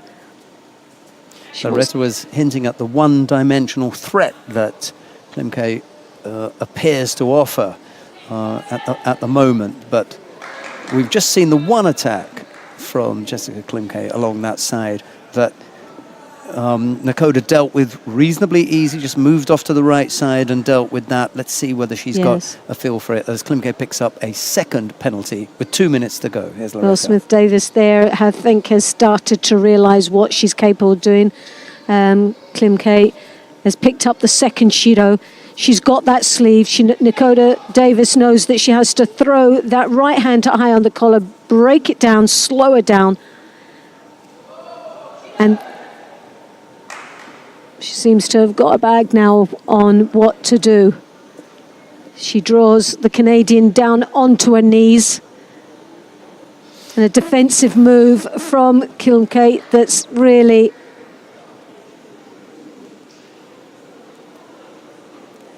Well, she can't complain if she picks up a third Judo here, because the last effort was poor. And it came from with that high collar grip from Dakota Davis-Smith. And you can't get to a bronze medal contest and walk off with 1:45 left to go and you've picked up 3 Shidos. Yes. You haven't given up a score. Can't argue with that at all. You know, no one scored against you, but you've given away 3 penalties, 1:45 left on the clock as a result of a lack of alternative attacking This situations. is exactly what we were saying earlier on, that athletes like Nakoda Davis is going to watch her carefully. She's a very clever, very intelligent fighter, and she knew exactly what she needed to do. It took her a little bit of time to get there, but when she did, that was it, all over and done with. She broke her down, and the penalties just kept coming. Yeah, it'll be frustrating, but possibly this is a good place for it to happen in a learning process. Yeah. Well, we were saying that's the one thing that she needs to take from here, is that she's had some really good performances throughout the day. She's fought extremely well, but she's limited. Coming up next, Amelie Stoll of Germany faces Anastasia Konkina of Russia. It's Stoll in the white judogi, Konkina in blue, Loretta. Well, for me, the favourite's got to be Stoll. Liked her right from the beginning. I thought she's been a very impressive young lady. Nakoda Davis was the other favourite for the bronze. We've got one in the bag so far. But Stoll, for me, has been very impressive. And let's see if she can just continue that performance here into this final. Konkina, a very strong athlete, fought extremely well in the semi-final. And she was pretty unlucky, I felt, not to go through into the final here today. But nevertheless, it'll be interesting to see how both these compete against each other.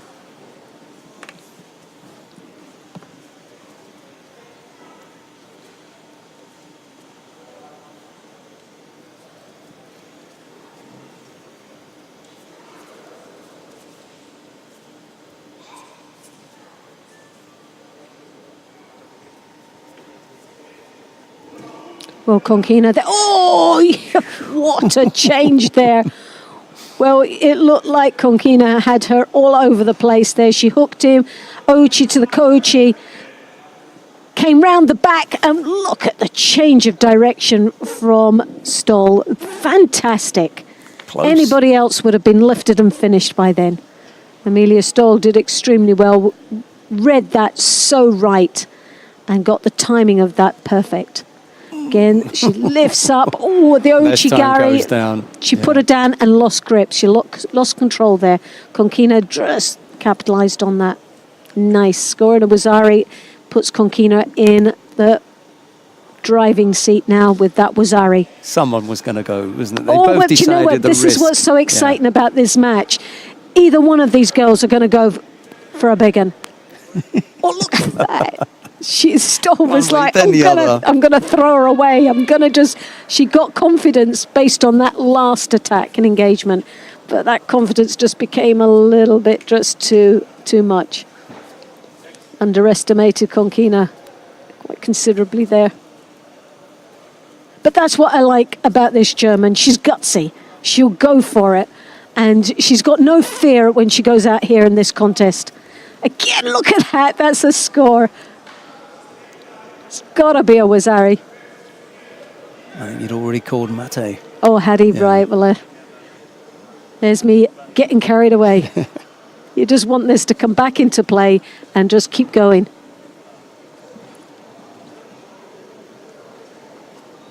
She cross grips again. She comes round the back. Stoll once more trying to instigate the next move.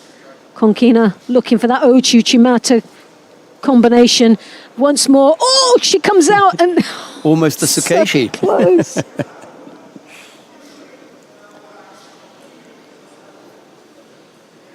Once again, there's the combination we saw in the previous. Uchimata sidesteps it. Oh, just didn't get that finish.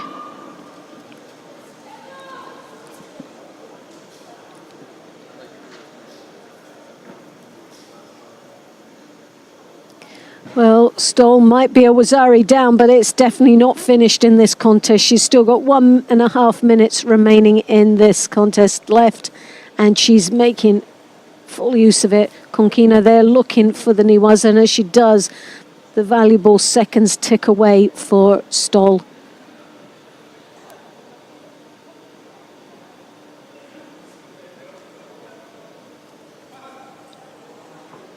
Well, about 15, nearly 20 seconds have gone there for Stoll.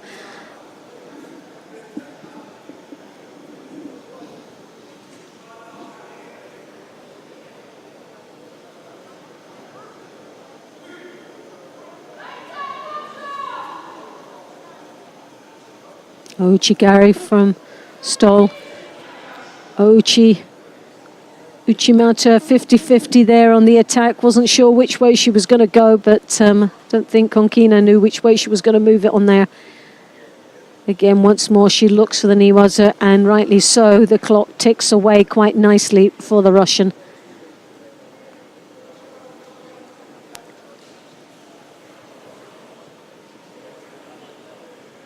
Well, Amelia Stoll has 54 seconds to come back into play.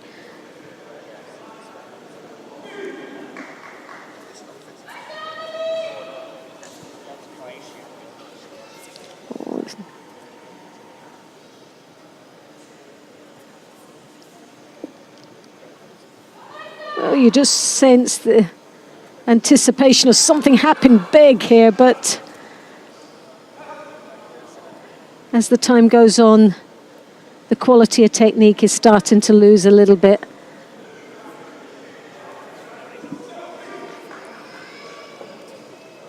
Konkina picking up a Judo there, so it's one apiece.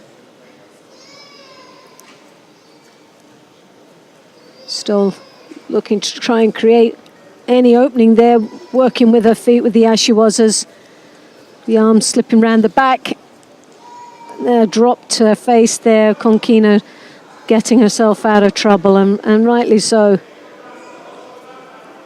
But not realising if the referee to let that one go.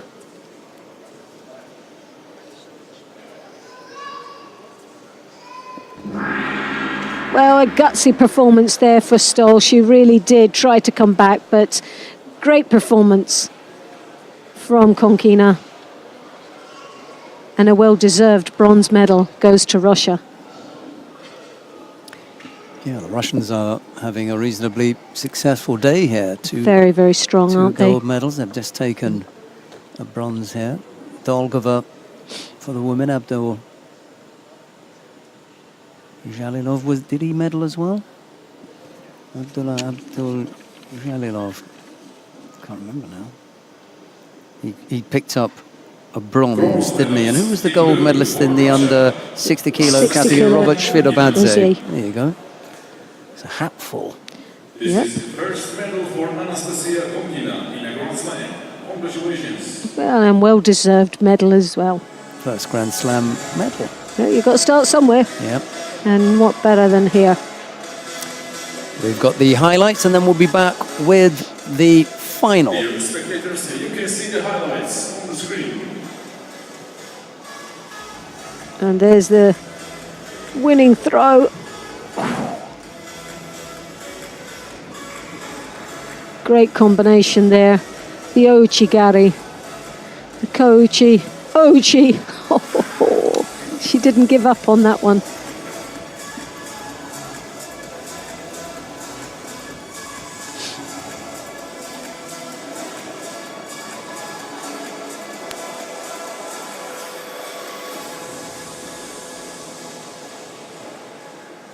Dear spectators, we one more time kindly ask you, please show your respect for our medalists by staying till the end of the awarding ceremonies. Thank you. So here you have Dossian, slightly up with 4 wins head-to-head, age 26 to 25, first stands.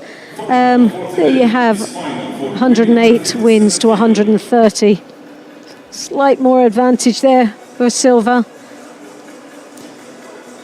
It's Dortzer Sumia of Mongolia to face Rafaela Silva of Brazil. It's a repeat of the final of the Olympic Games in Rio a little over a year ago now. And as Loretta was just saying, 4 times Dortzer has come up as the winner on the 2 occasions when Silva has won. They've both been in finals. It was the final of the Grand Prix in Dusseldorf in 2015, and it was the final of the Olympic Games in 2016.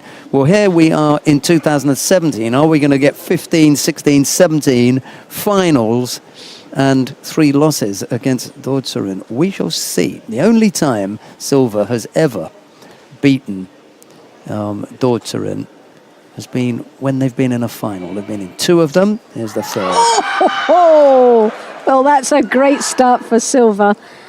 Wazari in the opening seconds of this contest.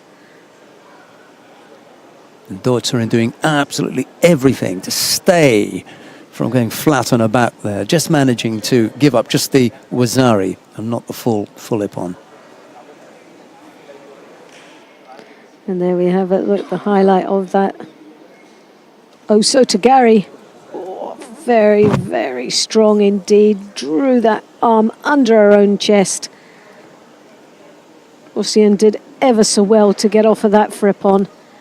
Putting the elbow down and driving forward onto her front. A real effort was made there. Oof.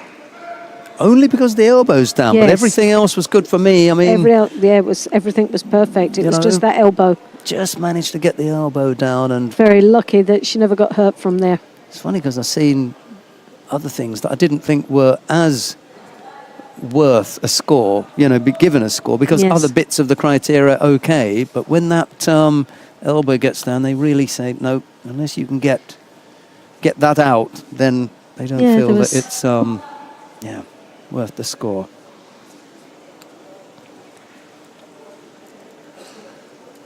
Well, both opting for sleeve grips, as you see there. Both will pick up a Shido apiece, I would imagine. Well, it's only going to Dorsian, who gets the first Shido. I'm surprised.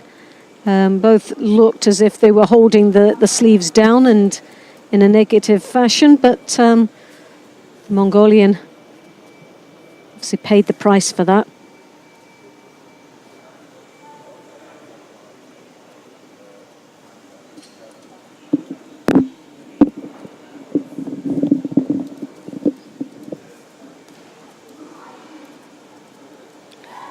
Tosi on the cross grip, uses the Ashiwaza to open up for the Sianagi.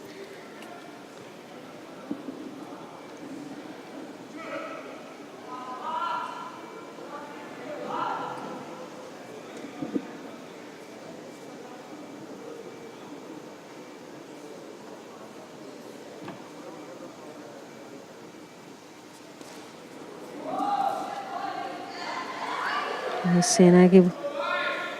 Now the Mongolian looks to be taking slight advantage here now.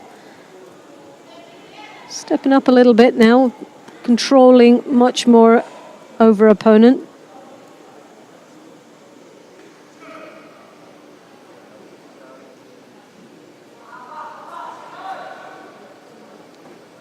One minute and just a minute and a half remaining in this contest.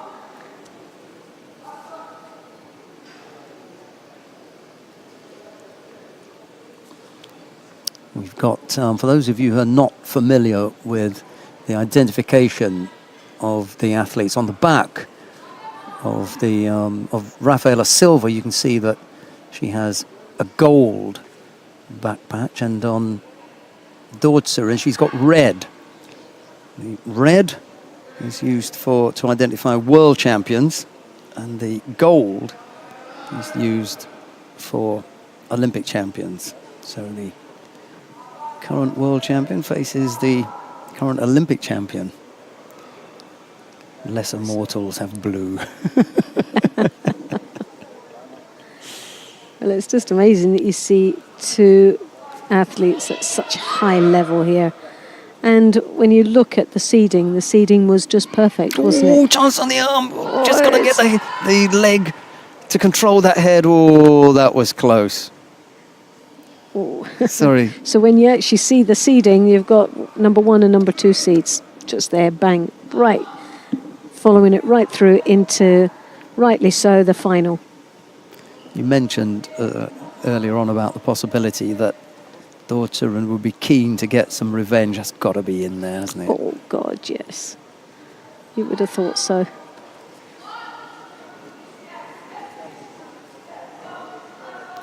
They've been out there 6 times already, so it's not as though she doesn't know her and hasn't conquered her. Turns. Yeah, 4 times already she's beaten her, so Yeah, well, she's got to if find that. she beats her again, she'll get to take her home, I think. And that winning formula. However, it's the 2 losses that she'd suffered.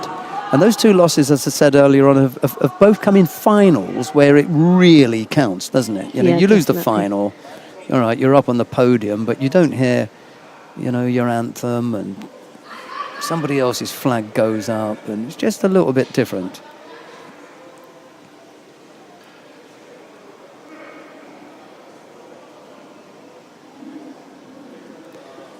Into golden score.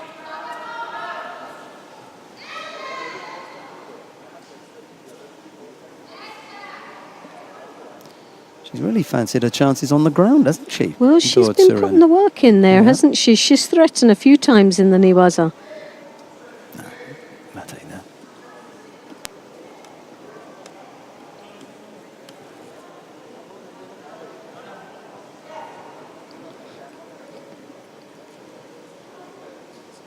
Oh, I think Sylvia has got a problem with the T-shirt, and I think it's a modesty thing that she's more concerned Maybe of at this ripped, yeah. moment. Yeah.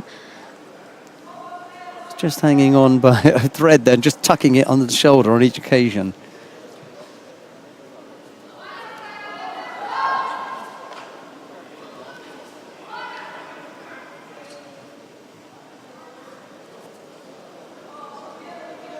Well, there's a real battle going on between these two. Very little that separates them. Lucienne has got a very strong grip. When she gets hold, she's able to... Oh, and the Sianagi... As she, There's the roll, yes. Yes, Yep. that's Can't got to beat be that one. a continuation. That was brilliant. Didn't punch the air, didn't smile, didn't celebrate. No, just Job business. done, yeah. Just get it done. Nothing personal. Nothing personal. Just business. I just needed to straighten that one out. Yeah. Well, now she's buried that particular one because this is the 3rd time that they've been in a final, and it's the 1st time that she's won. Also, she's come back to defeat the current Olympic champion and kind of, you know, put that one behind her if you can. Yeah. It's trying to release some of the demons, isn't it? The judo demons, and that's a few out of the way. And she's the current world champion. Yes.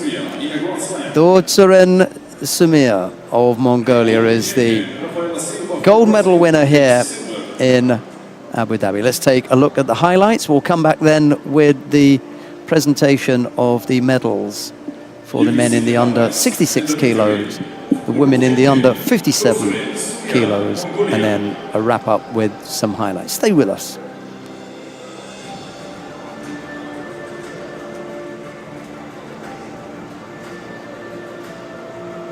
Dear spectators, after the highlights, we will have the awarding ceremony for men under 66 kilos. So please stay with us till the end of the award ceremonies. Thank you for your cooperation.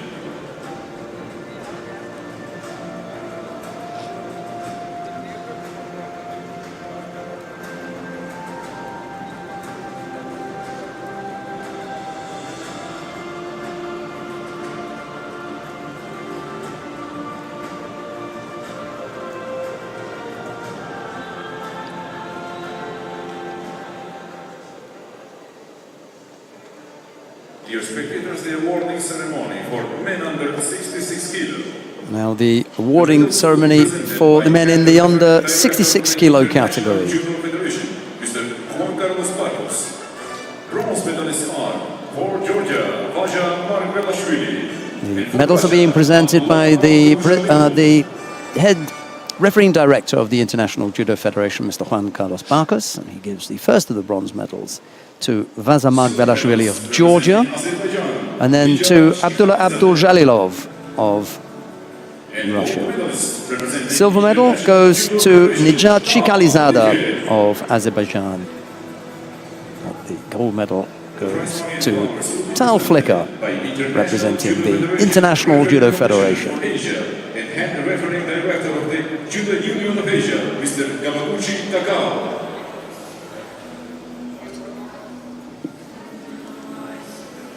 Mr. Kawaguchi Takao is presenting the floral tributes and prize money. A total of 154,000 US dollars prize money here. I'll just have the short change. Yeah, can you imagine if you'd won some of that? You'd have won plenty, wouldn't you? Goodness me, yeah.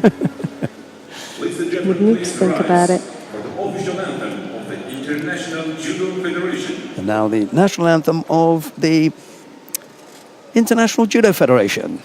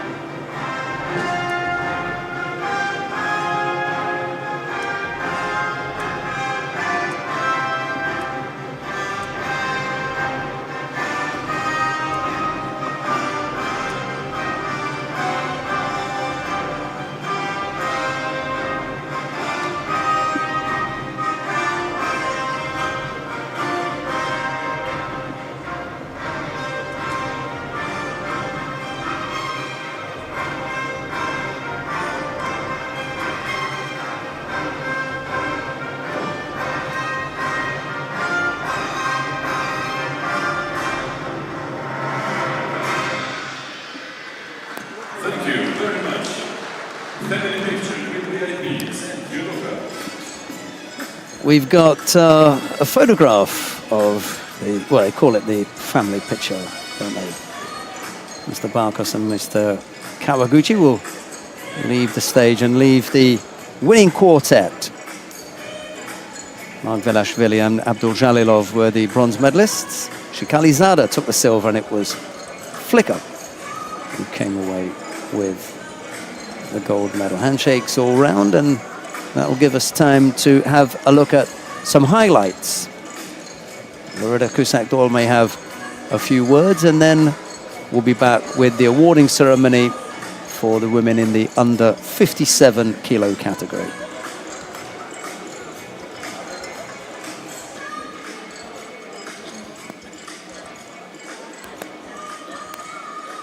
Dear spectators, been waiting for the last awarding ceremony for the women under 57 kilo. So once again, please stay with us till the end of the last awarding. Thank you.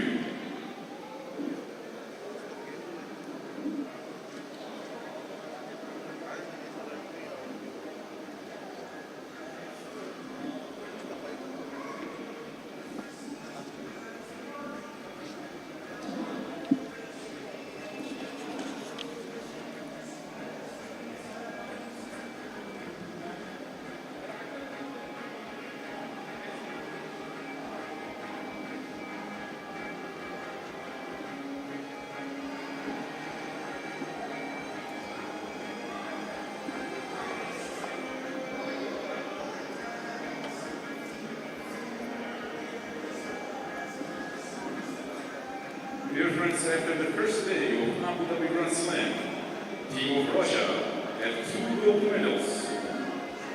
Also 1 gold medal for Mongolia, for Belgium, and also 1 for the International Judo Federation.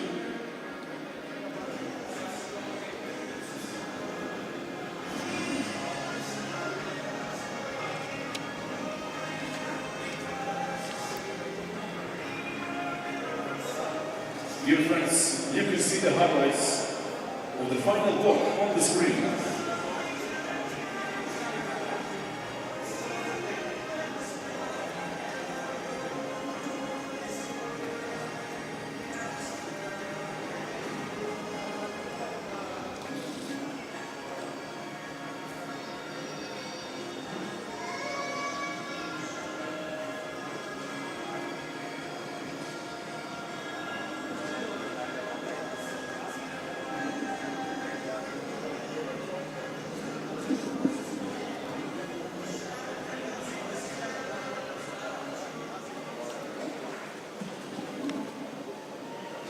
Right, I think everything is ready at the awarding ceremony end. Let's take a look and see who the medalists are. The medals, by the way, will be presented by the head sport director of the International Judo Federation, Mr. Vladimir Barta.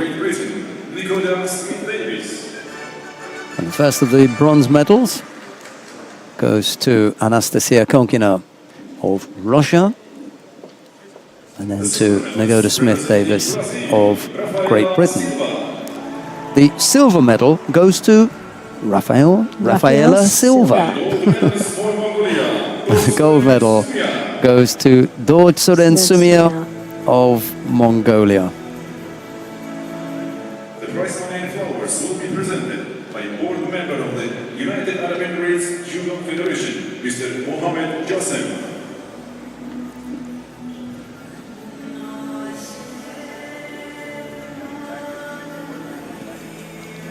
Well, that's all the judo that we've got for you today, this opening day of competition here at the Abu Dhabi Grand Slam. We'll be back tomorrow when we've got 4 more weight categories to bring you. We can promise you more action, more excitement, a little bit more tension.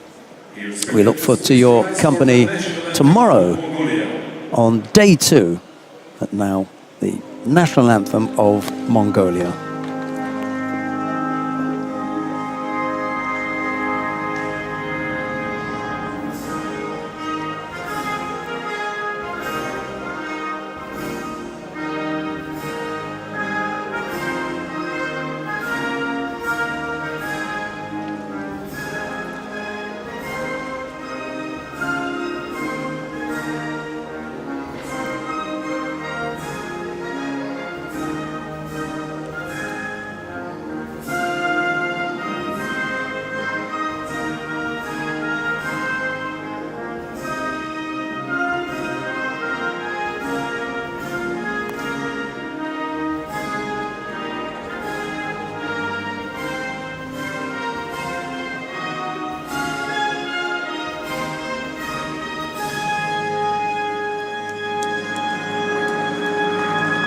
Thank you very much.